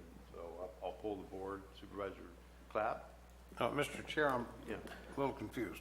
So you're proposing on the poll that we remove the chair or out of that rule one. Okay, thank you. Can I just ask for some clarification as well? Okay, so the sentence is, except as otherwise provided by law, these rules or any one of them may be suspended by the chair or a majority of the board. It's not in regards to a somebody else, person. but the rules or whatever. Okay. And I'm interpreting it as if they're breaking the rules that are out there, or somebody's breaking the rules, or any of the rules here Okay. that we want to suspend for the day or the meeting or whatever. It encompasses the whole. Yeah, yeah. Not just one specific instance, like today, we're not going to abide by Rule 43. Yeah. So, and I'm the chair, and I can do that. I don't think that needs to be a discussion by the board. So, that's my proposal, to take the chair or out of Rule 1, remove that. So that's the poll. Supervisor Clapp? I would support having the chair be able to do that with the consent of the majority of the board. Okay. Supervisor Mills? I don't want it removed. Supervisor Olivera? I would like to have it removed. Supervisor Garamendi? Take it out. I would like to see it removed too. So out of Rule 1, we'll remove that out. Moving on to Rule number 3. And this is, it reads, we've struck, and on the 5th Tuesday of any month that contains a 5th Tuesday, regular meetings should be conducted. And we've added generally regular meetings and struck scheduled for 2nd and 4th Tuesdays. The regular meetings will begin at 9 a.m. unless a regular meeting is specifically scheduled and noticed in the evening, or unless a closed session item is on the agenda. And then struck is meetings on the 5th, and struck is Tuesday will begin at 6 p.m. if there is a closed session. So just going that far, that ends page 1. Do we have a consensus on that item, what it says? You asking for a poll? Yeah. Supervisor Mills? Yes? Yes. Supervisor Clapp? Yes. Supervisor Olivera? Yes. Supervisor Garamendi? No. No, and I'm a yes. So going that far, we'll leave that specific items in. Then we'll go on down to page number 2, session scheduled and noticed by the board. May was struck, will comply with Rule 6. And then Rule 6, open the meeting earlier, was struck, and will then put in will immediately convene to closed session. So is there any opposition to that being in there? I think that just clarifies something. It's not really is everybody in agreement with leaving that in? Yes. Okay. Moving on to further on down, it says an annual calendar of meetings shall be adopted by the board at their first meeting in January. The calendar will include all known regular meetings. The annual calendar may be amended at any time during the year now that sentence was inserted, and then any regular meeting may be added and that was inserted, canceled by majority of vote by the board. And I don't have a problem with that. I think it kind of clarifies a little bit, and it says majority of the vote of the board. So whatever transpires in that is by the board itself as a whole. So do I have any opposition to striking any of that language?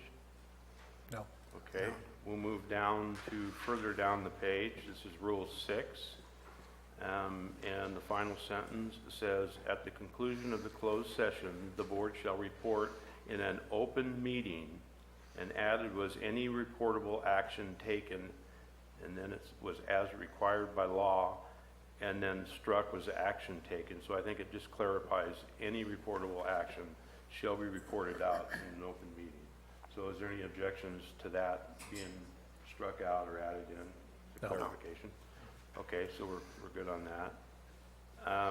Moving down to rule number 8, the chair shall serve as presiding officer of the board. That's always been in there. Run the meeting was inserted. Rule on questions of procedure and execute official board records and documents presented by the county administrative officer and/or clerk. So, do we have any opposition to that clarification of adding run the meeting? No. I think that's pretty much the I way. think, it's kind of redundant, but it's not offensive. It's not offensive. Okay. So, moving on, rule number 11 has, although it's not in red, there's a deletion in blue, and some of it's in black also. I don't know why it's not red. And then an addition in bold letters. And the very top of it, rule number 11, use of county administrative officer has been struck. And it says use of clerk required agenda form. So I think an intent here is to remove it from the county administrative officers and have just the clerk's required agenda form, which you've made and we're using now anyway. Is that right? And we work with the CAO's office to make sure that any of the forms that are going forward are applicable to policy or anything like that. But generally, for the creation of the document of the agenda, those are forms that are prescribed by the clerk. And then struck from this is the clerk shall make prescribed forms available at and has an intranet, not internet, but intranet, which is here, for departments, administration forms and documents, and tabid 119F, order ID 320 default ASPX, whatever that is. And added was agenda items must be entered into the electronic agenda management system to be included on the agenda. And also without amendment to these rules, without an amendment to these rules, the county and administrative officer has been struck. Clerk may change the agenda as forms have been struck, templates. So is any objections to any of that language that was cleared up, I think by Diane, his input to get this basically what we're doing right now anyway. So this language was there and never got cleaned up in 2015 because it was prior to electronic agenda. And Chair, I would just also clarify the language here, why it referenced the county administrative officer / clerk was back when these board rules were previously adopted and amended. The board clerk was under the administrative office, and so as you know, since then they've been separated. Okay. And then moving on to the next items, 12 and 13, I think administrative officer, because of the same thing you were talking about, has been struck. Although item 13 has added county council and any documents to be included as part of an agenda item, struck is that requiring legal review must also be reviewed in advance by county council. I think that only makes sense. So I don't think we have a problem there. Next one, also administrative officer has been struck. It says clerk.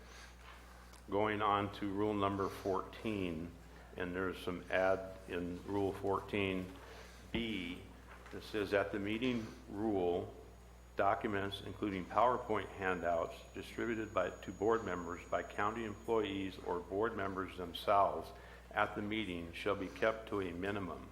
And added is, that's all was in there already, and then added was, if the documents including PowerPoint presentation is uploaded and included as part of an agenda item, when the agenda is posted, additional copies are required to be distributed. Not required. Pardon me? It says are not. Are not required to be, yeah, excuse me, are not required to be distributed. Otherwise, when and necessary to distribute was struck, documents and or materials are distributed at the meeting. And struck was 20 copies. It says 8 copies are required for board members, CAO, county council, and the clerk, and a minimum of 20 copies for the public. And this is referring again to, if you read at the top, distributed by board members, by county employees, or board members themselves at the meeting. So, does any of that have an issue? Anybody have an issue with any of what that's clarifying? No. Nope.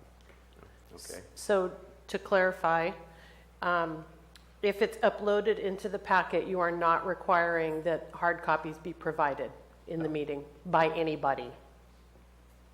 But can be obtained by personal request. Is that locked? When is that? Does this language lock that down? When is that? I would just want to know so we know. Yeah, if Because some our board member instructions to said, staff are different. my battery's dead, so- can I get a hard copy? Well, we always provide hard copies if asked. Okay. That's never a question. Okay. Just want to clear. All right. So moving on to, skip a paragraph, no changes, down to the next paragraph. It says, sufficient copies of supplemental and correspondence and information should be delivered to the clerk, and the clerk shall make the appropriate distribution to the board, county administrative officer, and county council. And added to that was open session documents prepared by county staff or by a board member shall be made available for public inspection upon request at the meeting.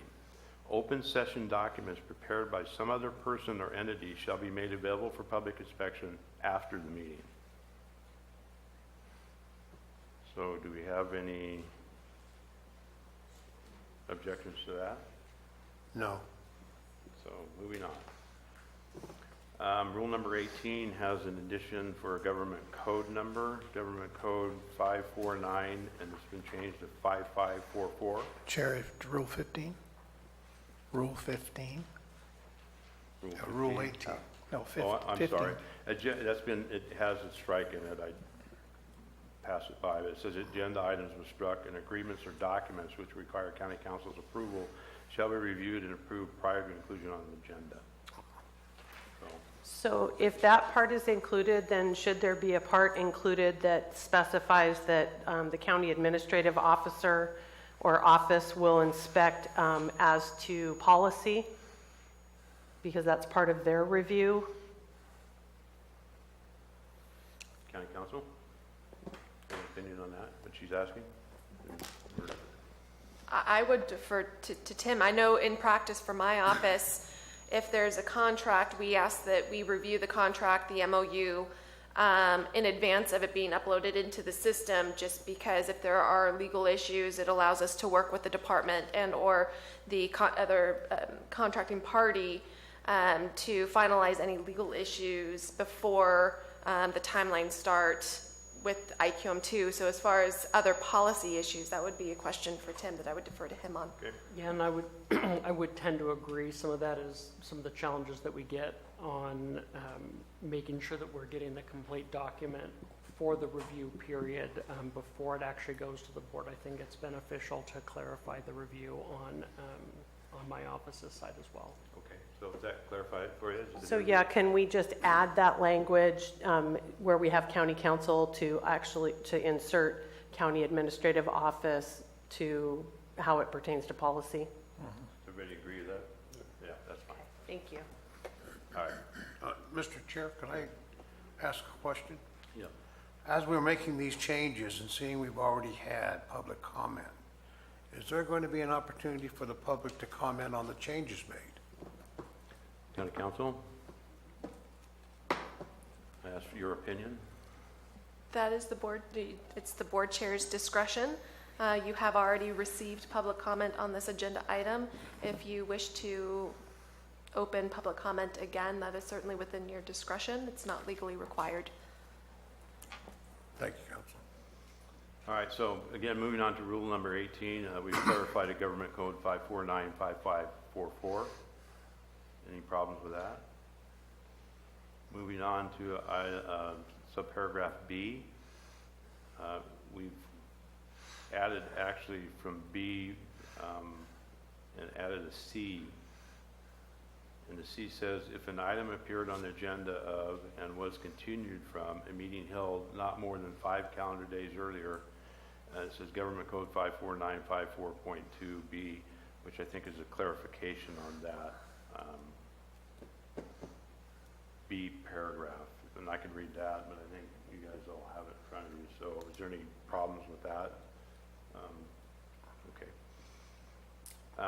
Moving down to rule number 20, there will be separate discussion of these items prior to the time the board votes on the motion unless any member of the board, staff, or public requests removal of a specific item from the consent agenda. So staff or the public was added there. And that is something that's been standard practice.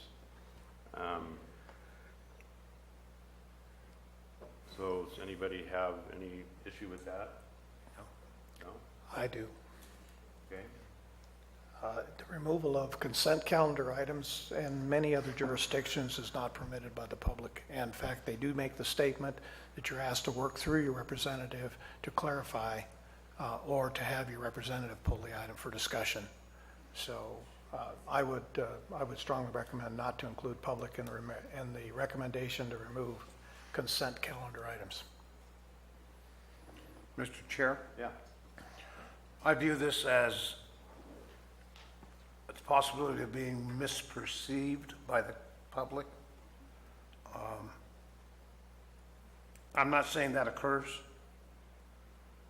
but I think the safeguards built into these rules allow the consent agenda to be reviewed by the public, and if they have an issue, they need the opportunity to raise that investigation, if you will, or a clarification of something.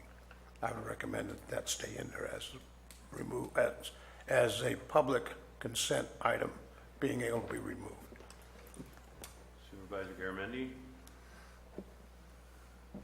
I agree, we ought to leave it in. I think we'd all, I think the frustration comes because oftentimes people don't read the packet, and so they have a question about something, it delays everything, but democracy is messy, so I think it's something we should continue to do.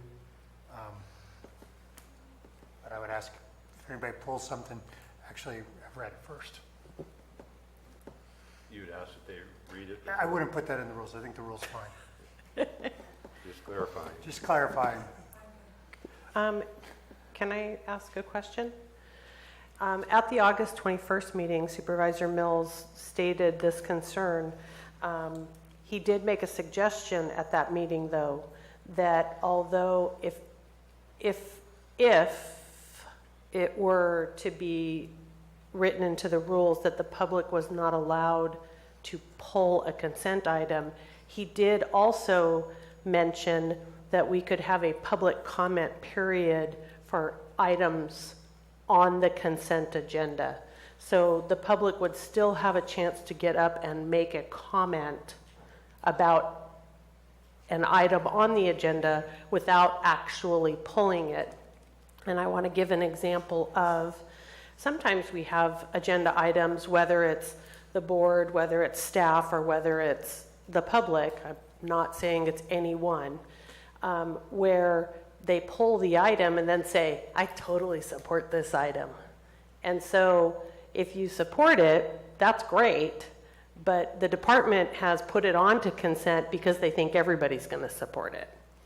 So I think that there isn't anything wrong the way that it is, but to address Supervisor Mills' concern, he did add that caveat at the last meeting when this was discussed. Supervisor Clapp, where are you on this? I like what the clerk said.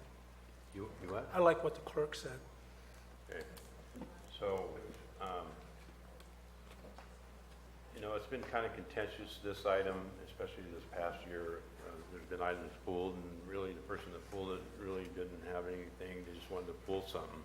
That kind of is defeats the purpose of what this intent is. If you have a valid reason for pulling it, you've read it and you have a question on it. You researched it because when you saw the agenda, this item or any item that you had interest on was on it, and you didn't really fully understand it, so you wanted to ask some questions on it. However, for the most part, I think it's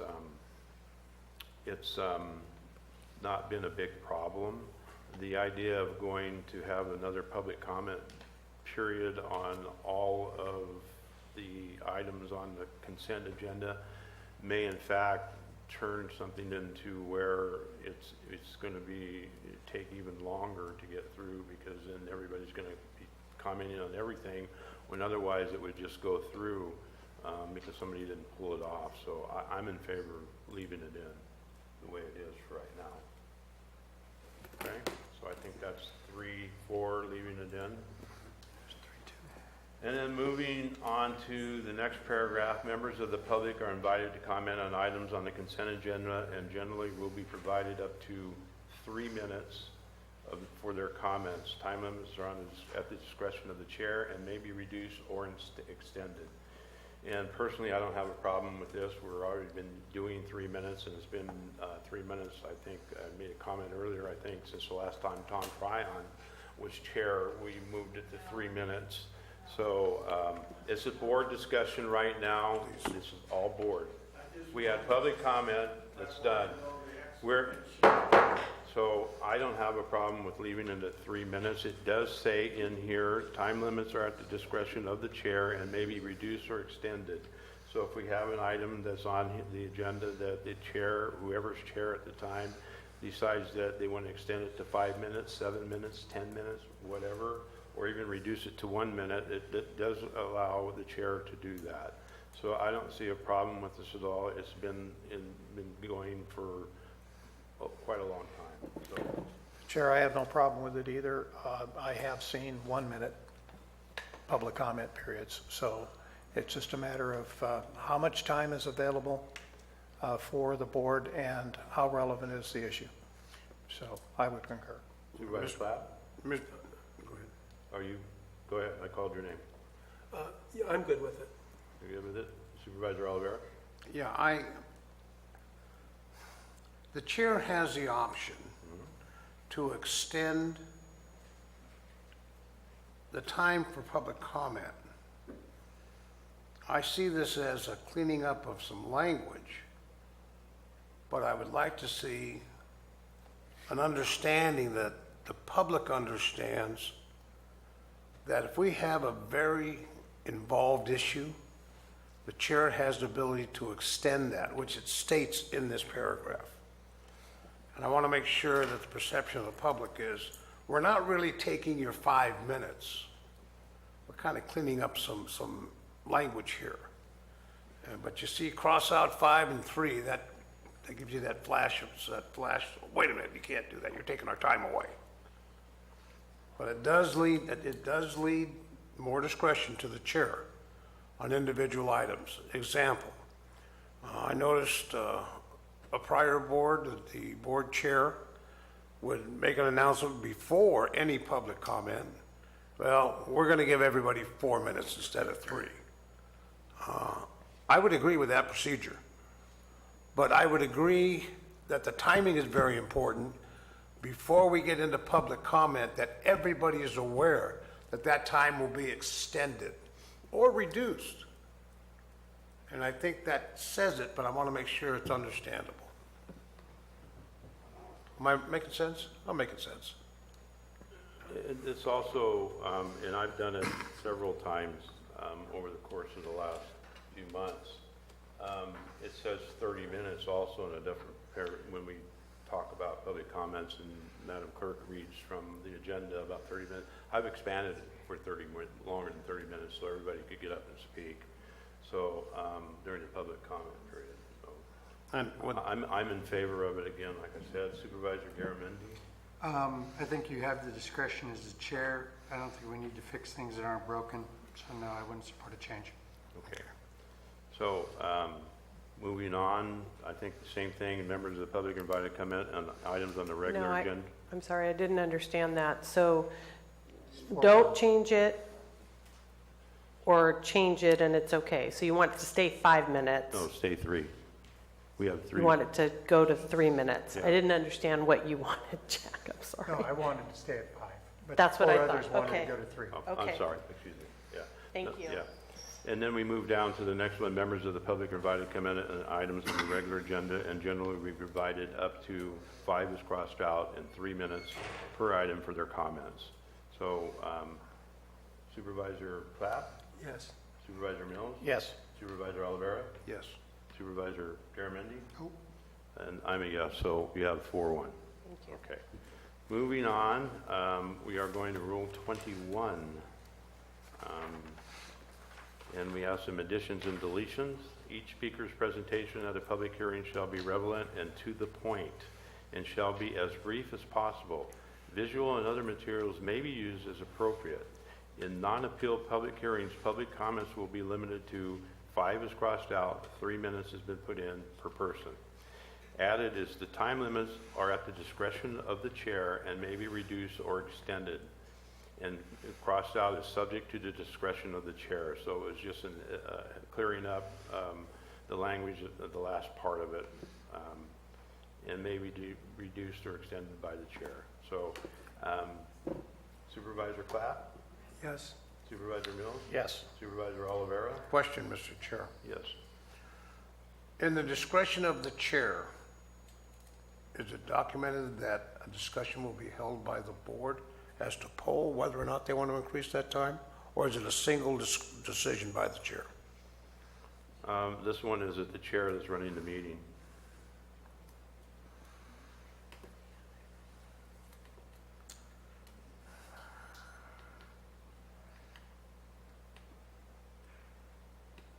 I would leave it at 5. Supervisor Garamendi? No. And I'm a yes, so we have 3-2. Moving on to the next to the last paragraph here on Rule 21, we have an addition, and I'll just read the last sentence. If the board concurs, the board shall reopen the hearing following appropriate notice for the limited purpose of receiving testimony and evidence on new information. Public comment shall be limited to the new testimony and evidence received only. So this is opening back up and any new testimony for public comment. So Supervisor Clapp? Yes. Supervisor Mills? Yes. Supervisor Oliveira? Reluctantly, yes. Supervisor Garamendi? I don't know why we would do this, so no. I think it has to do with a hearing, and there's a presentation being made, and there's new information that's being presented, and it's opening up the public to have some comments on any new information. There's public comment, new information. Comment on that again. County Council? Is that correct? I know That's you want to correct, chime I'm in on this. Yeah, I just wanted to clarify that the reason that we put that in there is we had a hearing in the past where there wasn't a full majority of the board present. The entire hearing was conducted. You ended up continuing the hearing to have the full body to make a ruling. We came back and the question was that the hearing had already, the public hearing had been closed, and more information had been presented to the board, more information had been presented to staff. The board decided to receive that additional testimony, that additional evidence into the record before making a determination.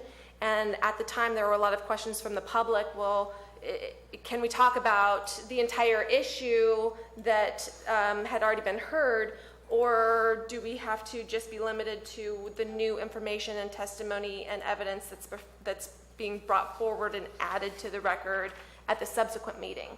And so this is really just clarification of what the board did in that circumstance. I'm okay with it. Okay, so I think we have 5. What was that? I don't know. I think we have 5. Go forward with that. Moving on to rule number 22, it has to do with appeals hearing. And we've done a lot of these, and I think deletion, addition is presentation by members of the public shall be limited to 3 is inserted and 5 is taken out, minutes for each person. So Supervisor Clapp? Yes. Supervisor Mills? Yes. Supervisor Oliveira? I have issue with this because on appeals hearing, there's a different set of timeline and times allotted for appellates, things of that sort, and I'd have to take a look at the rule book to see what time is allotted for public comment. Was it always 3 minutes, or No, was it it's 5 5. minutes? For appeals hearings, we I had... think it was 5. They were, according to these, the board rules and procedures have been 5 minutes, and the board has historically followed that for appeals hearings. The change to 3 minutes was to just be consistent across the board, but certainly the board can have it be 5. I'm certainly not, that's a board decision. As I recall, in most appeal hearings, that didn't seem to be an issue, so I would leave it at 5. Supervisor Garamendi? Leave it at 5. I would leave it at 5 too. So you have 3-2. Okay, moving down to subparagraph G in Rule 22. We've scratched out close the appeal hearing and added board discussion and questions. H, we've scratched out board discussion, questions, and actions, and inserted close of the appeal hearing. And then we've added I, board action. Is there anybody have any problem with those at all? No, I don't. No. Supervisor Garamendi? No? That's fine. All right, so those are fine. Moving on to item number 23. Paragraph number 3, consistent with the purpose of the rules, members are encouraged to use a formal style, including appropriate titles in addressing the public, staff, and each other. All members shall lead by example and are encouraged to has been put in, and shall has been struck. Refrain from the use of profanity, emotional outbursts, and personal attacks on one another, staff, and the public. Supervisor Clapp? Yes. Supervisor Mills? Yes. Supervisor Oliveira? Yes. Supervisor Garamendi? Wait a minute. Emotional outburst, personal attacks. I'm going to change my poll. I think that should be shall, to be enforceable. Supervisor Garamendi? I don't think there's anything, I mean, what can we do to somebody? And I support everybody's first right. I even support Clyde's right to throw out profanities, what we all fight for and stand for. We should have something in here to admonish somebody, but that's not in here, and we're not going to do it today. So, yeah, I'd say let's go to encourage. I don't think shall can't be enforced, and so I don't see any reason to. I'm in agreement with you. It's just a couple of words here, and there's no enforcement. So you have a 4-1. You wag my finger, but that's about it. All right, moving on to the contentious rule number 24, point of order. A point of order may only be made by a board member or county staff member and shall be limited to identifying an infraction of these rules or improper decorum in speaking. It must be raised immediately after the error is made, and the chair has the authority to uphold or deny the point of order. Points of order shall not be used to create a public nuisance and/or disrupt the proceedings. So, Supervisor Clapp, where are you on this? I'm for it. Supervisor Mills? Yes, this is right out of Roberts and Rosenberg's rules, so I would say yes. Supervisor Oliveira?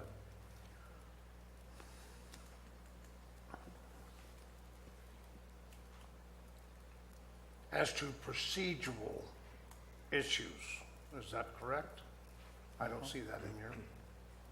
Identifying infractions of the rules or improper decorum in speaking.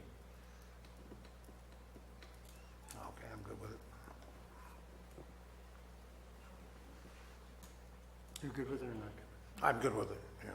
Supervisor Garamendi? I'm a no. I think that I would understand if I hadn't served up here for 21 months, but I've seen our bacon be saved by public stepping up and raising points of order. I also think that it's pretty subjective to create a public nuisance or disrupt proceedings. It's not convenient to have points of order from the public, but it has served an important role in keeping us straight up here, so no. So we have 3-1 right now.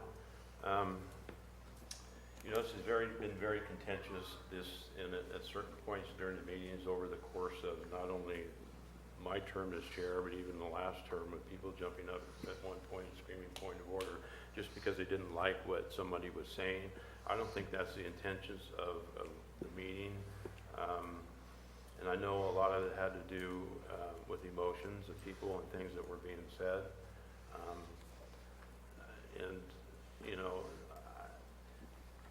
I'm in favor of it right now at this point, just because of what's happened in the past. Although I gotta say, most people that have been coming here lately, we've kind of got past a lot of things, and it seems to have quieted down somewhat. But it doesn't mean going forward that it might go back up. We've got a lot of issues coming before us that have a lot of emotions tied to them. A lot of it's going to be, especially the general plan when it gets to us, and I assume that's going to be coming early next year, where there's going to be a lot of opinions and a lot of things being said about a lot of what's being presented in the EIR. So at this point, I'm going to say I'm in favor of it as it's written at this time. So moving on to rule number 25, we have some additional. Sorry, Gary. 25. To assure civility in its public meetings, staff and the public are also encouraged to engage in a respectful dialogue that supports freedom of speech and values diversity of opinion. To achieve compliance with these rules, members has been struck. It says elected officials, county staff, and the public are encouraged to, and then create has a list of bullet points. Create, and the first bullet point has been scratched, and it says foster an atmosphere of respect and civility where ideas and views are freely expressed. And elected officials, county staff, and the public are free to express their ideas has been scratched. The next bullet point, established and has been scratched, and it just says maintain a cordial and respectful atmosphere during discussions. The next bullet point they've added it says foster and meaningful dialogue has been added, meaningful has been added, and free of personal attacks has been scratched. The next bullet point, listen with an open mind to all information, including dissenting points of view and regarding issues presented to the board, has been scratched. The next bullet item is in red, so I'm assuming it's been added. Recognize it is sometimes difficult to speak at board meetings, and out of respect for each person's feelings, allow them to have their say without comment. And the next bullet point has been added, adhere to speaking time limits. So any of those in item or rule number 25 that we have issues with? Supervisor Clapp? None. Supervisor Mills? We can't control it now, so Yeah. you can have it. Supervisor Olivera, No objection. Supervisor Garamendi, No objection. and I have no objections to those. Okay. Rule number 26, second paragraph. We have, any member of the public may view the same electronic documents online at, and has a website, and I'm assuming that has this website always been there, or is that an addition? Yeah, that website's always been part of it. Or may view the documents in paper form has been scratched and electronically has been added in the clerk of the board's office. And then the next paragraph says it's added, accepting privileged communication, that's been added.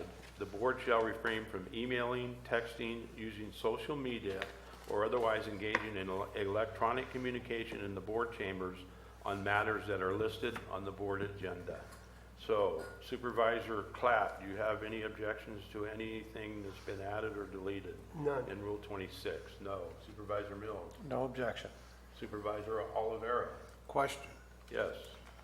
Is there a procedure where we are notified in cases of extreme emergency or crisis in our districts, such as fire, fatality of a county member, something of that? Are those notifications going to come to the board clerk?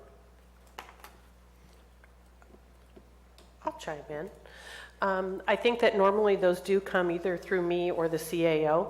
So I think that there would be someone here from staff who would be able to notify us. I would think the other side of that would be if there were an emergency that's handled by sheriff's dispatch, that someone from there would let us know. And I don't think this has anything to do with at breaks, when we take a break. Correct. So, yeah, so when we take a break, we can check your emails or text or whatever. And I would certainly think that, I know most of us have our phones out here, and we try and have them off, but if there's a family emergency where there's been something drastically happen, I would think that you would be able to say, excuse me, I have an emergency, and go out and answer the phone and do whatever you need to do, so. I would agree that I'm no opposition. You're okay with it? I'm okay. Supervisor Garamendi? Yeah, especially this is, this is specifically focused on items on the agenda. So obviously, if my kid pricks his nose again, I'm gonna get the text. How's the nose look? It'll get broken back eventually. He hit me on the other side? Exactly. All right, so I don't have a problem with either, so. All right, moving on to rule number 27, motions general, and we have an addition at the very bottom, so I'll read the next to last, start at the next to last sentence. A motion may be amended with the consent of the moving and second members at a time before a decision is made or an amendment adopted unless another motion is pending. The chair should not make a second motion, or chair should not make or second a motion unless the chair is convinced that no other member of the board will do so at that point in time. That has been added. So Supervisor Clapp? Yes. Supervisor Mills? Yes. Supervisor Olivera? Yes. Supervisor Garamendi? I don't know why we put it in there, but fine. And I'm good with it, so it's good. 28, no changes. 29, no changes. 30, no changes. 31, no changes. 32, 33, 34, we have some changes. This has to do with ordinances.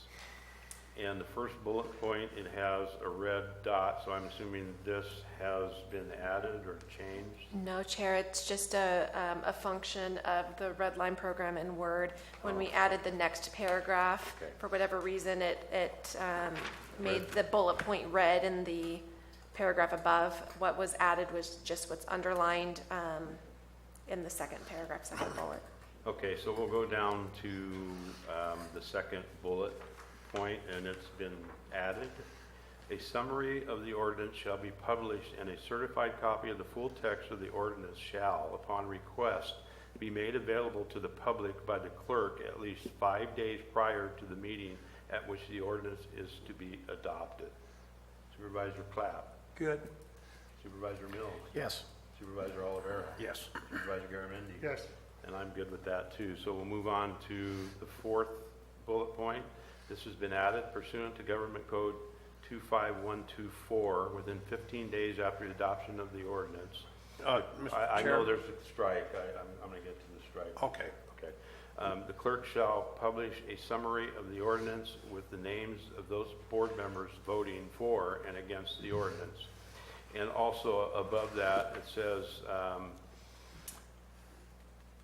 in item number 4, a majority vote by roll call has been struck. So instead of the roll call for this item, a majority vote will adopt the ordinance. So is there any comments on this? Or Question. Yes. Mr. Chair, can any member of the board call for a roll call vote on any vote taken? Yeah, that's a discretion of chair, and I'm sure, and if you ask for it, yeah, you can call if you ask for it, yeah. All right, thank you. Chair, I just wanted to clarify, there is an actual rule as it relates to roll call, and I believe that is what it says, but I'm just going to double check. Okay. Should be Rule 30 or 29 or 30. Well, we've already gone past Rule 30, so there was no changes, so we can go back to Rule 30. Rule 30, there were no changes to it, and it does say the roll need not be called in voting upon a motion except where specifically required by law or requested by a board member or the chair. Each roll call vote shall be made in an order determined by the clerk or directed by the chair, but generally shall be by the chair, but generally shall first include 1, the maker of the motion, the member who seconded the motion, the balance of the members present in order of district, with the chair called last unless the chair made or seconded the motion. But there were no changes to that proposed. Your answer is yes. Yeah, having said that, strike is good. Supervisor Garamendi, do you have any comments on this? No. Neither do I. I think we're good on this. Moving down, zoning ordinance are publicly noticed and may be adopted by majority. Roll call has been struck at one hearing. Supervisor Clapp, you have an issue with that? Are you okay with that? I'm okay. Supervisor Mills? Yes. Supervisor Oliveira? Yes. Supervisor Garamendi? Yes. And I'm a yes, so that's 5-0. Moving down to Rule 35, we have one change. Instead of, it says the county administrative officer may delegate this responsibility to, added as deputy county administrative officer, and struck was assistant. Supervisor Clapp? Yes. Mills? Yes. Mr. Oliveira? Yes. Garamendi? Yes. And I'm a yes too, so that's fine. Moving down to rule number 36, county council shall be present during board meetings and shall serve as advisor to the board on appropriate rules to comply with legal requirements. And we have a strike an all, and we've added should the chair or any, or it doesn't say or, should the chair, any board member or county staff have questions of law, it shall be referred to county council for his or her opinion. So, Supervisor Clapp? Yes. Supervisor Mills? Yes. Supervisor Oliveira? Yes. Supervisor Garamendi? Yes. And I'm fine with it, so we'll move on to 37, no changes, 38, no changes, 39, no changes, 40, 41, and 42 has some changes in it, and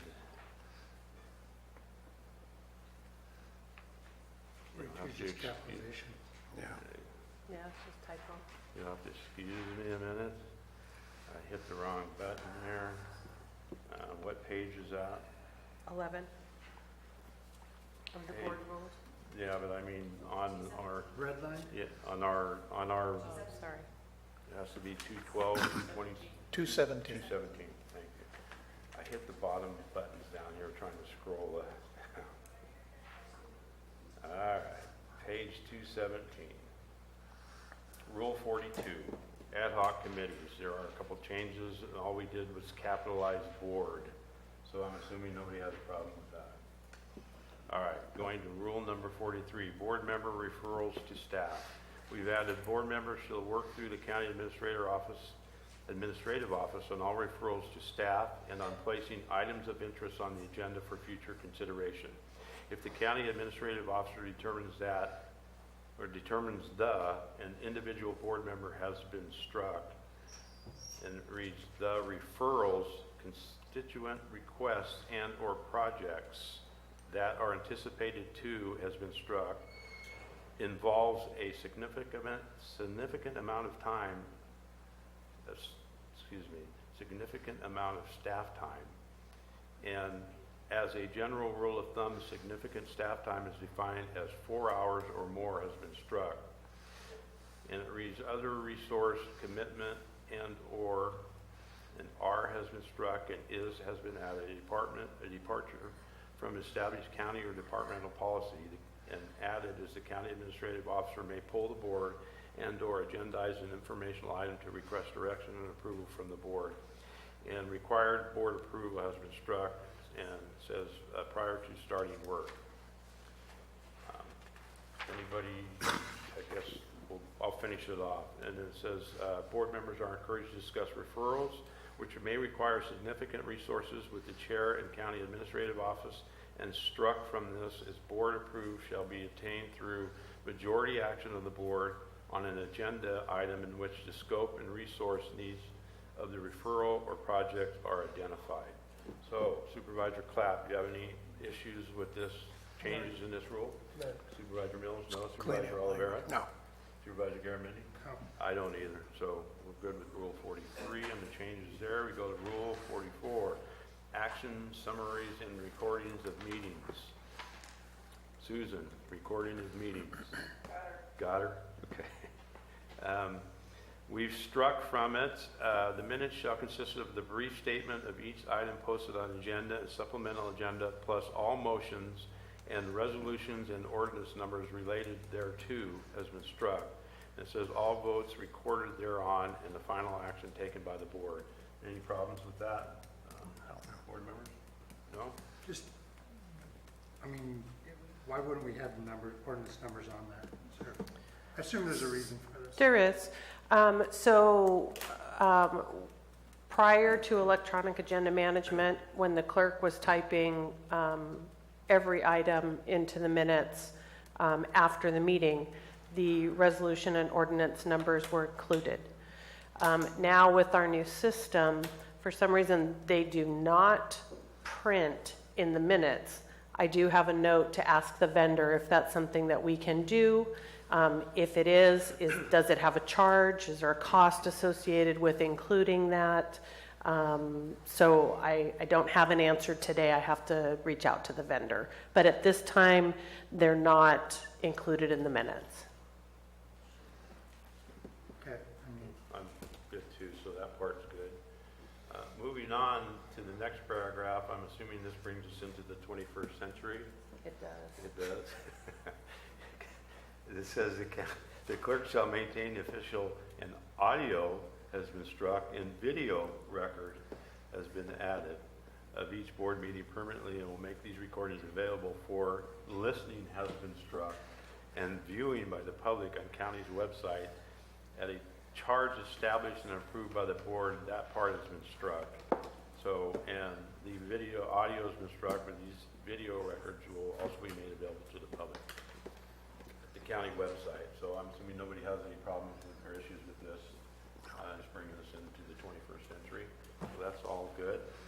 Moving on to rule number 45, public comment. Moving down to the second paragraph, it says public comments, and on has been struck and for has been added. So it's public comments for items on the agenda will be heard during the discussion of the specific item, but has been added prior to the board taking action on the item. Also says under the public comments portion of the meeting, members of the public will be allowed to address the board regarding any item not on the agenda, and then added, but within the subject matter and jurisdiction of the board. No action may be taken on items not on the agenda unless authorized by law, and then added special meeting agendas may, but are not required to provide the public an opportunity to speak on items not on the agenda. And it says Government Code 54954.3A. So Supervisor Clapp, you have any issues with this? Supervisor Mills? None. Supervisor Oliveira? Question. Yes. That's at the discretion of the board chair? The determination whether or not that material is part of an agendized item or not during public comment? Who makes that determination? It says it.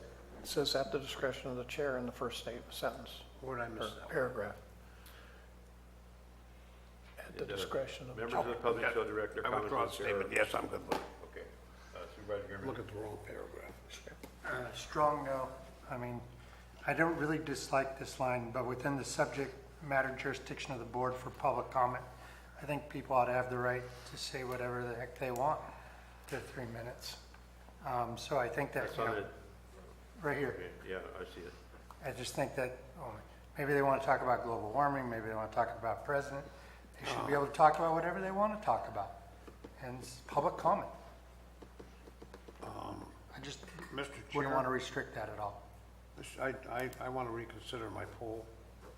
This is for public comment, not agendized items. Can I ask first, in court, and along that line, can we change the wording here, and we would therefore change it on our agenda for that purpose, that is the public comment that is general? Can we change it to say general? And then that way there isn't any confusion as to whether we're speaking about public comment, general public comment about items not on the agenda, and public comment on items that are on the agenda. Would that help? That would help me. Well, I just want to clarify, there are two different paragraphs. One paragraph is for public comment for items that are on the agenda, and the next one is for public comments that are not on the agenda. Okay. So if we inserted that general, I think it would provide clarification. You know what I'm saying? Chair, we're just using 54954.3 as a direct quote in our agenda packet as to the public comment. We're just pulling it right directly from government code. Yeah, I'm reading what's always been the public comment period, what's on the agenda. Any item of interest to the public that is within the subject matter jurisdiction of the board is not posted on the consent or regular agenda items. That's always been on there for I don't know how long. So I think this is just clearing that up so it meets what we've had on our agenda for ever. And certainly the chair, I've given leeway to everybody that wants to speak. It depends on whether the chair wants to allow something to be said or not. There's only been a couple times I've said something to somebody that was, and it had to do with not being on the item, talking something about an item that we had before us on the agenda, not during regular public comment. So I'm in favor of keeping it because it's nothing different than what's always been on and read by the clerk for many years. Mr. Chair, who determines what is the exact subject matter jurisdiction of this board that somebody can't talk about?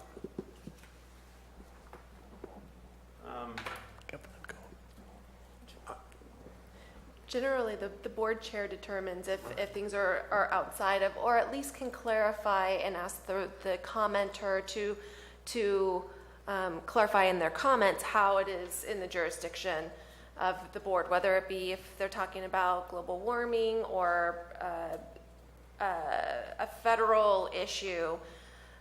If you clarify, well, I'm asking you to consider a resolution or a proclamation opposing this law or supporting that law. There are many ways that the board, although an issue is not technically within your jurisdiction, it could be tied to your jurisdiction based on your ability to support or oppose certain things. And so many times, more often than not, it is certainly within So it. using that definition, there's almost nothing that wouldn't be in there. So why even bother to try to limit it? Let people get up and have their 3 minutes. We don't have to do anything about it.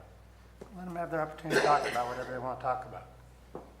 Maybe they want to get up and talk about their faith. I mean, why should we tell them no? I think the question really comes down to when we have public comment, I'm sitting here thinking, well, so what can we do about it? What can this board do in relation to what the commenter is saying? I think that's part of the open discussion of public comment or general public comment you refer to. And I just wanted to add, I believe that the limiting it to subject matter jurisdiction, that is a provision of the government code. I don't have the government code section handy, but I can certainly provide that. I know that that is something under the Brown Act. It's a requirement under the Brown Act. As far as under the Brown Act, it talks about subject matter jurisdiction of the board.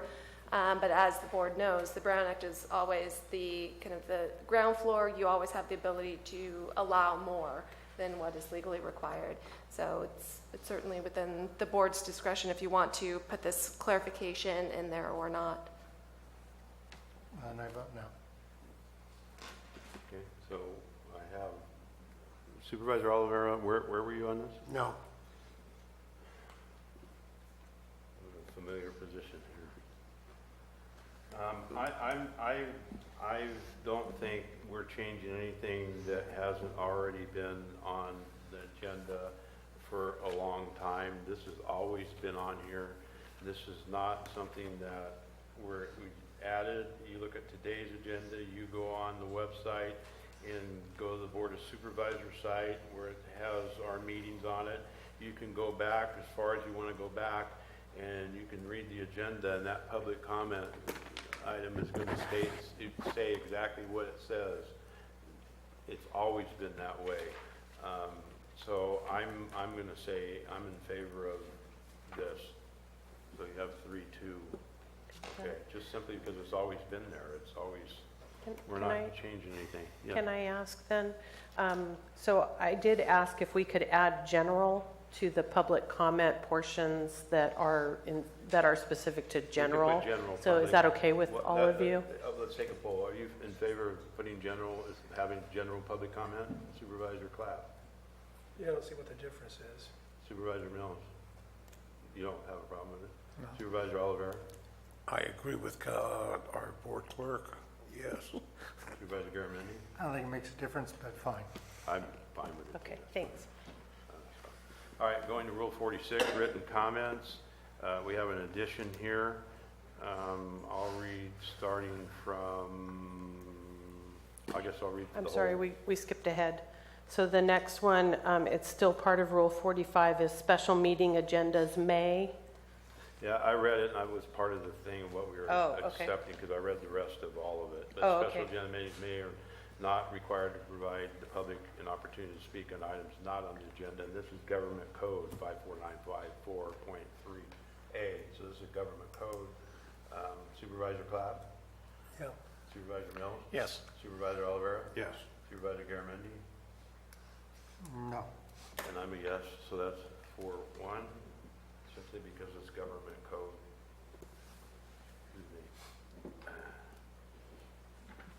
Moving to item number 46, we've added 8 copies are required for board members, CAO, county, I guess I should read written comments. I'll read the whole thing so it makes sense. In the event that anyone desiring to comment before the board wants to present more information to the board than may be accomplished within the time limits established, such person shall be permitted to present the information to the board in writing on or before the time of hearing, unless there are other statutory time periods for providing written comments applicable due to the nature of the hearing. Written comment shall be submitted to the clerk. 8 copies are required for the board members, CAO, council, and the clerk, and a minimum of 20 copies for the public are requested. So if I could just clarify, it does say are requested, it's not required, and you may, since you removed in a previous rule about getting rid of the hard copies of the PowerPoint, you may want to just strike this as well. Even as current practice, if somebody has something that they hand to me during a meeting, it's scanned and it's kept as part of the meeting file, and it's provided upon request to anybody that would like to have it. So 1 copy is sufficient. If it's something that someone wants to provide, some member of the public wants to provide something for the board to look at during the meeting and wants to provide it to the public, that's why we include that language, but it can be stricken if you like. Can we add comma at the end, but for the public, I requested comma, but not required? Just that one phrase, because I don't want to restrict people's, feel they can't comment if they can't afford to do all those copies. I agree. What about just moving to strike it? You want to strike a minimum Minimum of 20 20 copies. for Yeah. public are requested, Just strike it out. and just strike it out. Because she's going to go electronic on it anyway. So if the public wants it, they could just ask her for it, and she'll get it to them. After the meeting. That makes sense. I don't have a problem. Just strike it all together out of there. Just keep the 8 copies. No, that's not what, oh, so Yeah, so we strike get- 20, but you're still giving Right. 8? Exactly. So Strike then I it. think you're borderlining on something's being provided to the board and it's not being provided to the public at the same time, What's being by the public, they'll get a copy from you. after the meeting. And that's what the Brown Act does allow for. If it's information that is provided to the board by members of the public, it has to be provided and available for the public and for the public to inspect as soon as possible after the meeting. It's not required to be provided during the meeting.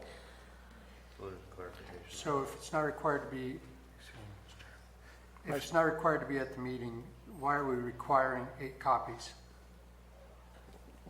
Somebody could just, right, but I don't want to tell someone that they can't just have their comments and hand them to the clerk. Of course, they'll be published afterwards, but if we require them to have 8 copies, and they don't have 8 copies, we might be restricting their willingness or ability to submit their comments. I mean, I understand why we want them, because it's more convenient for us, but we should make it available for I agree. And frankly, if you're going to strike that staff doesn't have to provide those hard copies or whatever, then I don't know why we would require the public or even request that the public do that. So striking it in its entirety may just be the way to make it consistent with the other rule. And we're not violating government code by doing it. It's still available after the meeting upon request. That's why I moved to strike. So Supervisor Clapp, are you in favor of striking a minimum of 20 copies for public are requested? Plus the 8. So I think we're going to keep the 8, No, get rid of them all. get rid of all of it? You're saying strike that whole sentence? Yeah, that's what you were saying, just to get rid of all of them. Why not? Just take a poll. So you want to strike them all? Yes. Supervisor Mills, where are you? You know what? Yes. You're a yes? I'm going to get feisty here, yes. Supervisor Oliveira? Get rid of them all. Supervisor, Yes, strike it. strike it. We're going to 5-0 vote on that one. Moving on to Rule 47. It looks like it's been completely rewrote. County Council, you want to have a comment on this? Yes.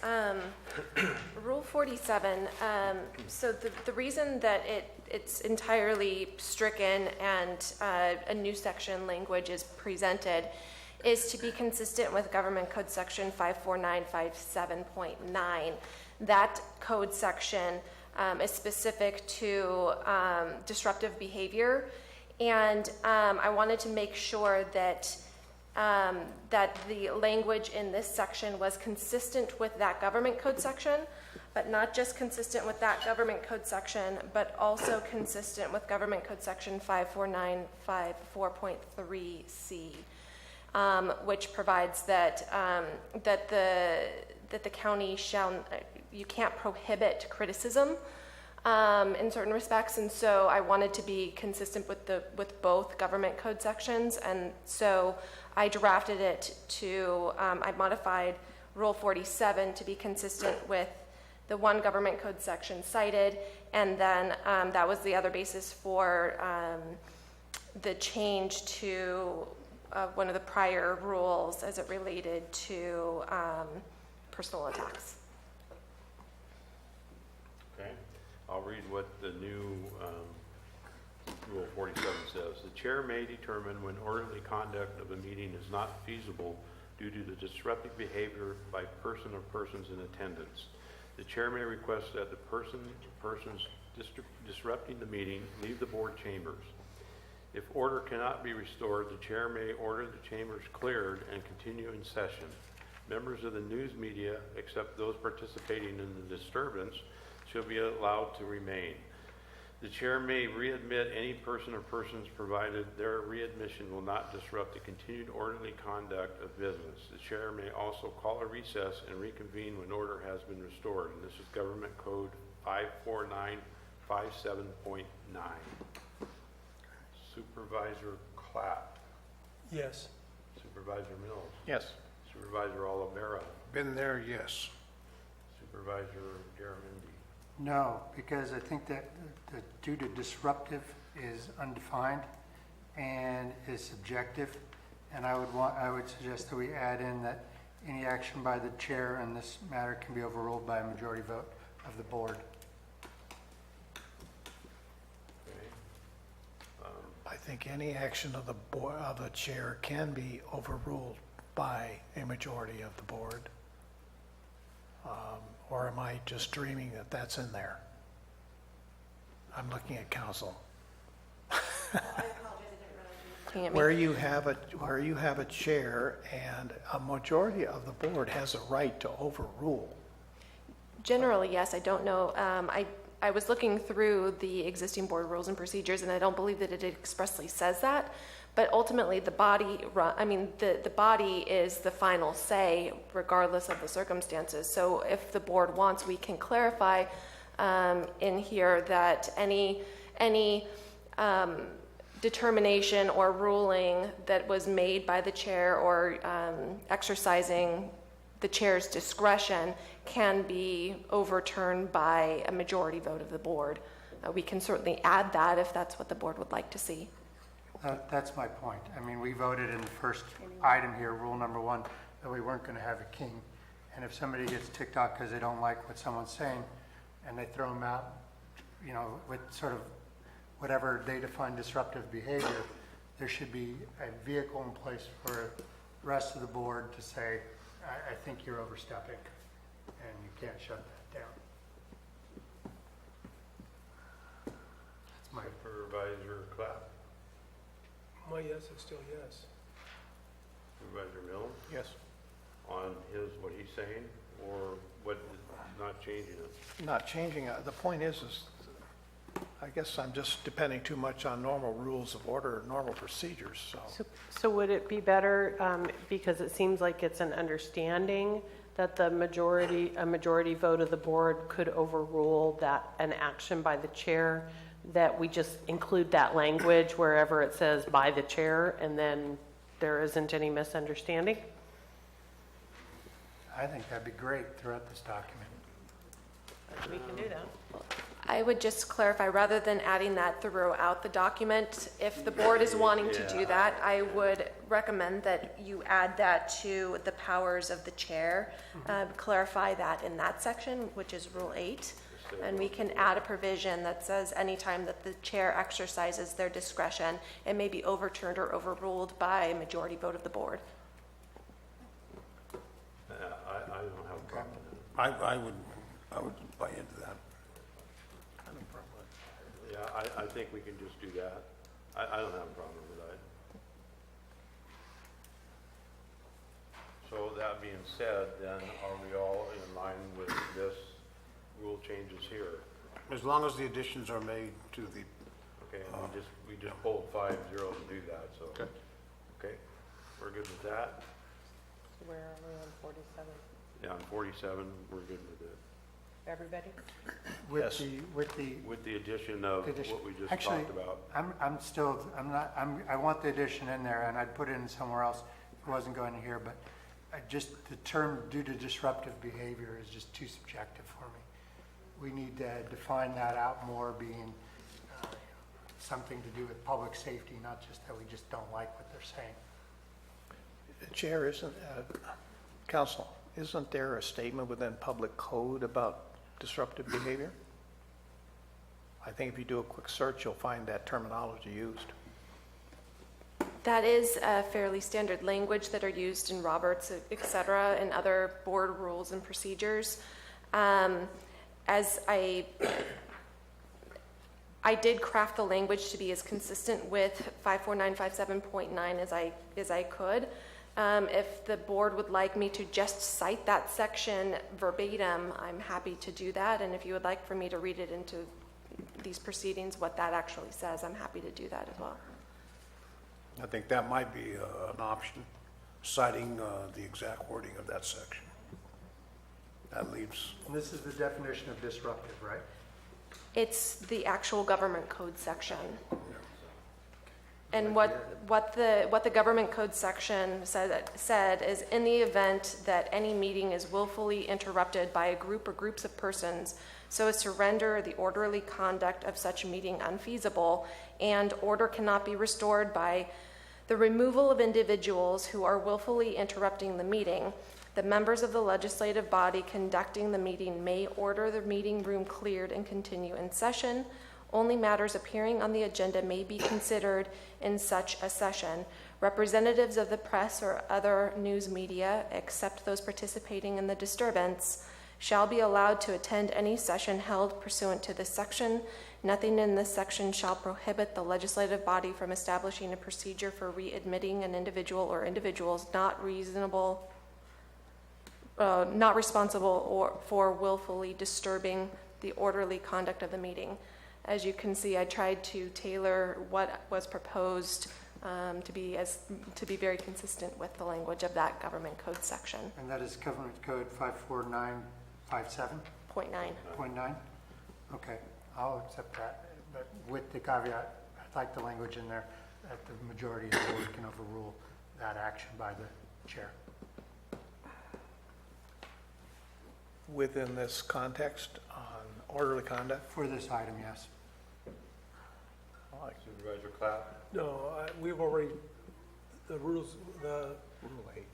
we've already addressed that on the chairs, the authority of the chair. If we can always rule you at any time. If three of us say we don't agree with you, then we don't agree with you. And that's for everything. And so, I don't see that. Where is that in here? So they just talked about adding that to Rule 8 Okay. on the We would chair add that to powers. Rule So 8. that'd be for everything, We Joe. all agreed to add that to Rule 8, Uh-huh. so it's already covered under Rule 8. So it would apply to The majority everything. of the board can overrule the chair, Okay. okay? Because we put in one and not the other one, and they go, well, if they meant it for that, Right. why didn't it do for this And one? for all the Yeah, rules. then we're in So, all a mess yeah, we again. covered that issue, Okay. okay? So I think we're all good with that. We'll move on to item number, or rule number 48. And it has completely been changed. We've added 49 and 48 together, or we struck 49 and added just to Rule 48. It says security and prohibition of banners, signs, or other hazardous objects. The chair and/or the board has the power to implement security measures in the board chambers and in alternate locations where the board may meet. Signs, posters, or banners in excess of 16 by 18 inches are prohibited in the chamber. Any other large object, container, or hazardous objects which could impair the safety of individuals in the event of an emergency may be prohibited by the chair. All allowable signs, posters, banners, and/or other permitted items shall be placed in a designated area identified by and at the discretion of the chair or the chair's designee.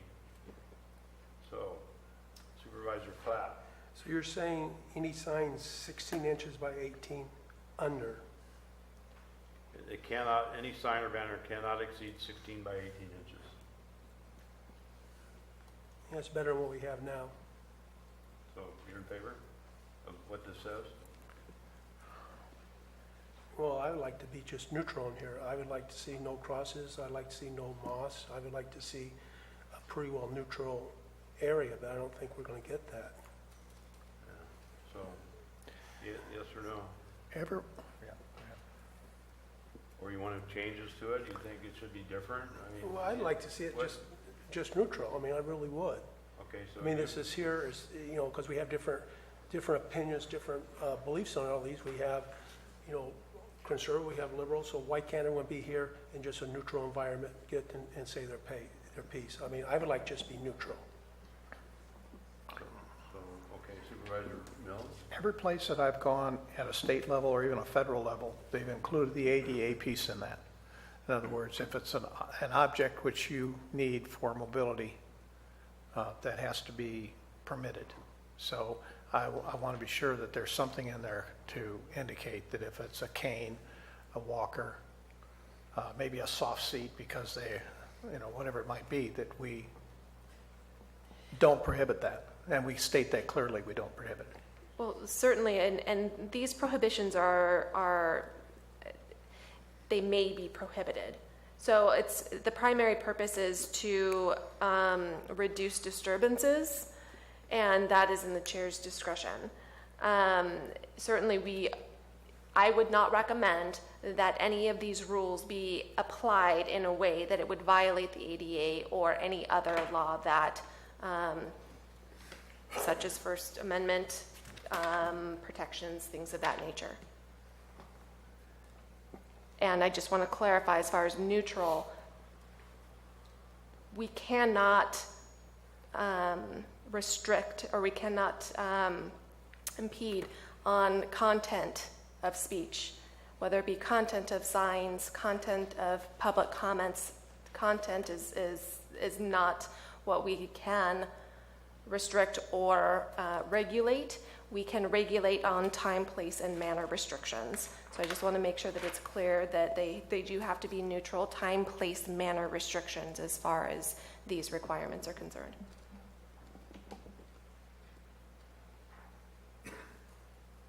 So Supervisor Mills? Yeah, I just want to be sure that whatever we're going to do here, we're not causing a hazard if we have to evacuate a room or try to get through a doorway, et cetera. So I think that would be the primary consideration I would have with it. But yes, as it is stated, I can work with it. Supervisor Oliveira? I think the sign's too small. I can't see 16 by 18 from here. I mean, think about it. That's 8.5 by 11. I think we should look at that limit to 24 by 30. Boy, I threw you a curve there, didn't I? No, I think the sign's too small. I think we ought to be a little bit bigger. Supervisor Garamendi? I'm okay with it. I'm also okay with expanding the size if we want to. Seriously, Hey, look, I don't see size right You either. can't see that? Actually, well, I can pretty see, well but distance. if you're gonna say something, say it. Say it loud, say it proud.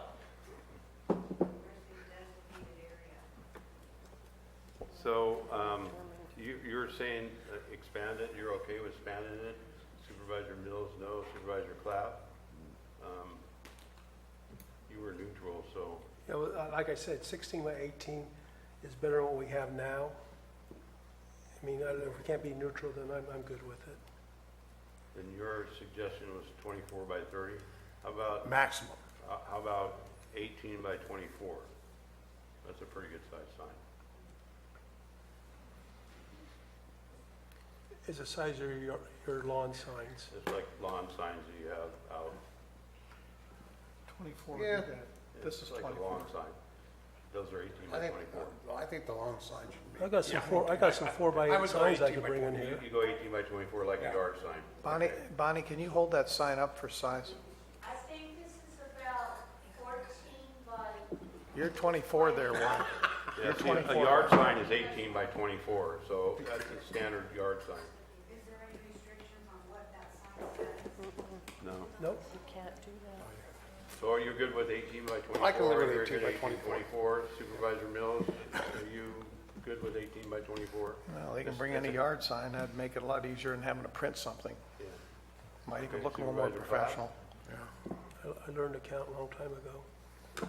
Okay, so we're good with it, with moving the sign to 18 by 24. Got it. Okay? moving Mr. up- Chair, Yeah. did you want to read the strike-through for that one? You want me to read the strike-through? I can. I- It says, "The board has the power to implement security measures in the Board of Chambers and in alternate locations where the board may meet." signs, posters, banners, or other hazardous objects which could impair the safety of individuals in the event of an emergency may be prohibited.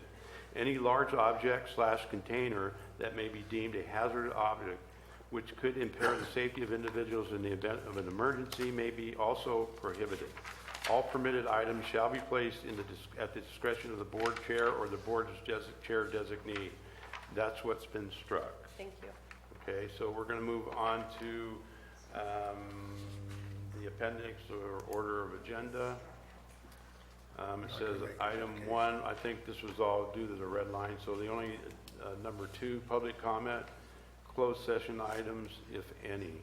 I'm not sure why that was put in there. County Council, maybe you can clarify why. I always call for public comment when we go into closed session, so are we just clarifying that we need to call for public comment before we go to closed session? Yeah, it was just clarification of what the agenda looks like and the sequence of items. Okay, so is everybody good with that?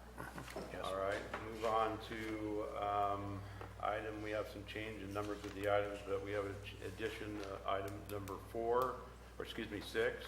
It says announcements, and number 7, recognition and acknowledgements. I think, again, it's just clarifying what the agenda items, how they go in the agenda order. So is everybody good with that? I am good. Mr. Chair? Yes. It's been brought to my attention that when we discussed Rule 47, that we did not read the strike-through. Item number 47, you want me to read the strike-through? Okay, I can do that. Rule number 47, the strike-through says, each person who addresses the board shall not make personal, impertinent, slanderous, or profane remarks to any member of the board, staff, or general public. Any person who makes such remarks or who utters loud, threatening, personal, or abusive language or engages in any other disorderly conduct which disrupts or otherwise impedes the orderly conduct of any board meeting shall, at the discretion of the board chair or a majority of the board, be barred from further audience before the board during that board meeting. Government Code 54957.9 also struck was in, if order cannot be restored after ejecting disruptive persons, the meeting room may be cleared. Members of the media who have not participated in the disturbance may be allowed to continue to attend the meeting. The chair may readmit any person or persons provided their readmission will not disrupt the continued orderly conduct of business. The chair may also call a recess and reconvene when the order has been restored. Okay?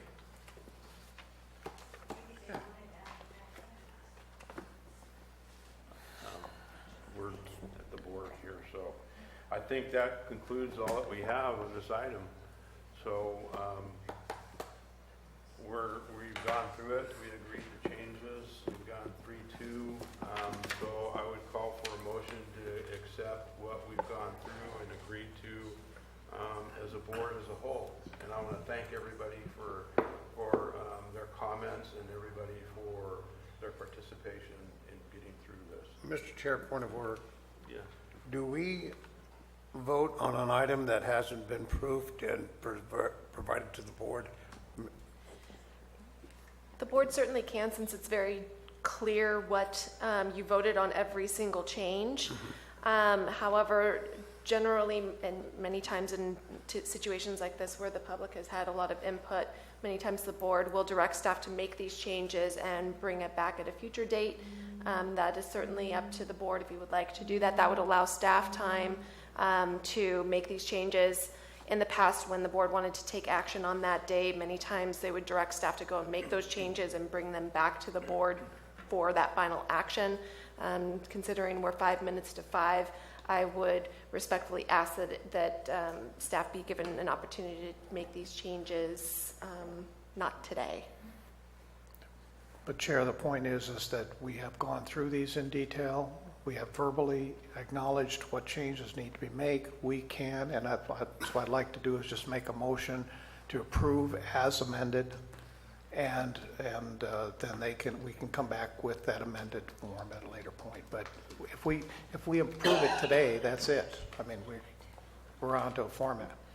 Correct. My only hesitation is there is some direction as far as the language that would be added, rather than it just being okay or strike, such as adding the ability of the board to overturn a decision discretion of the chair. I believe that that's going to be straightforward language, but on the chance that the board wanted it read differently or added differently than what staff does, it may be wise for us to just take the direction and add it. We can put it on consent, bringing it back, unless the board wants it to allow for the public to comment again on the decisions that you've made today.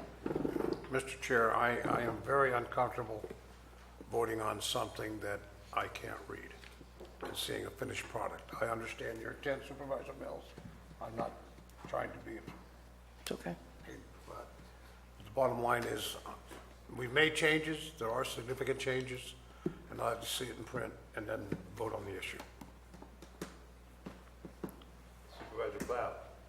Let's uphold the board. Supervisor Clapp. Or to vote on it today or send it? Either vote on it today or have it come back on consent agenda or whatever. Chair, I have a motion. I have a motion on the floor. Well, you do have a motion on the floor, Yes, I do. so we'll go forward with the motion that you have. I'm sorry, Supervisor Mills. There is a motion on the floor by Supervisor Mills. Do we have a second? Can you restate the motion, please? The motion would be to adopt these board rules as amended. And I'm sure that the clerk has got all of the details through all of the polling as to where the changes need to be made. So we should be able to go forward from there. Do I have a second?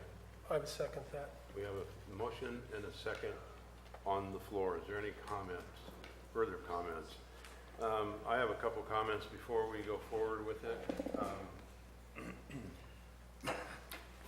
A lot of it stayed the same. We agreed to it. There was some changes on it. The only real addition that I saw to it was rule number 8, which we were going to add, clarify that the board itself as a whole can overrule the chair on any item that the chair may use his discretion on.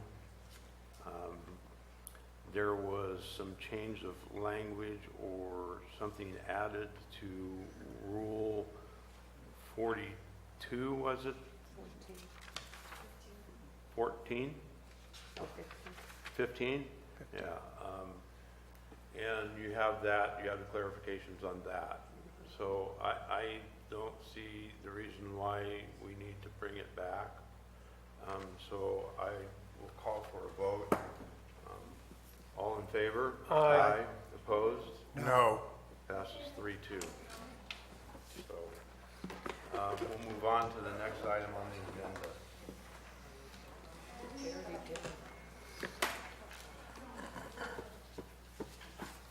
Supervisor announcements. Hold on. Okay.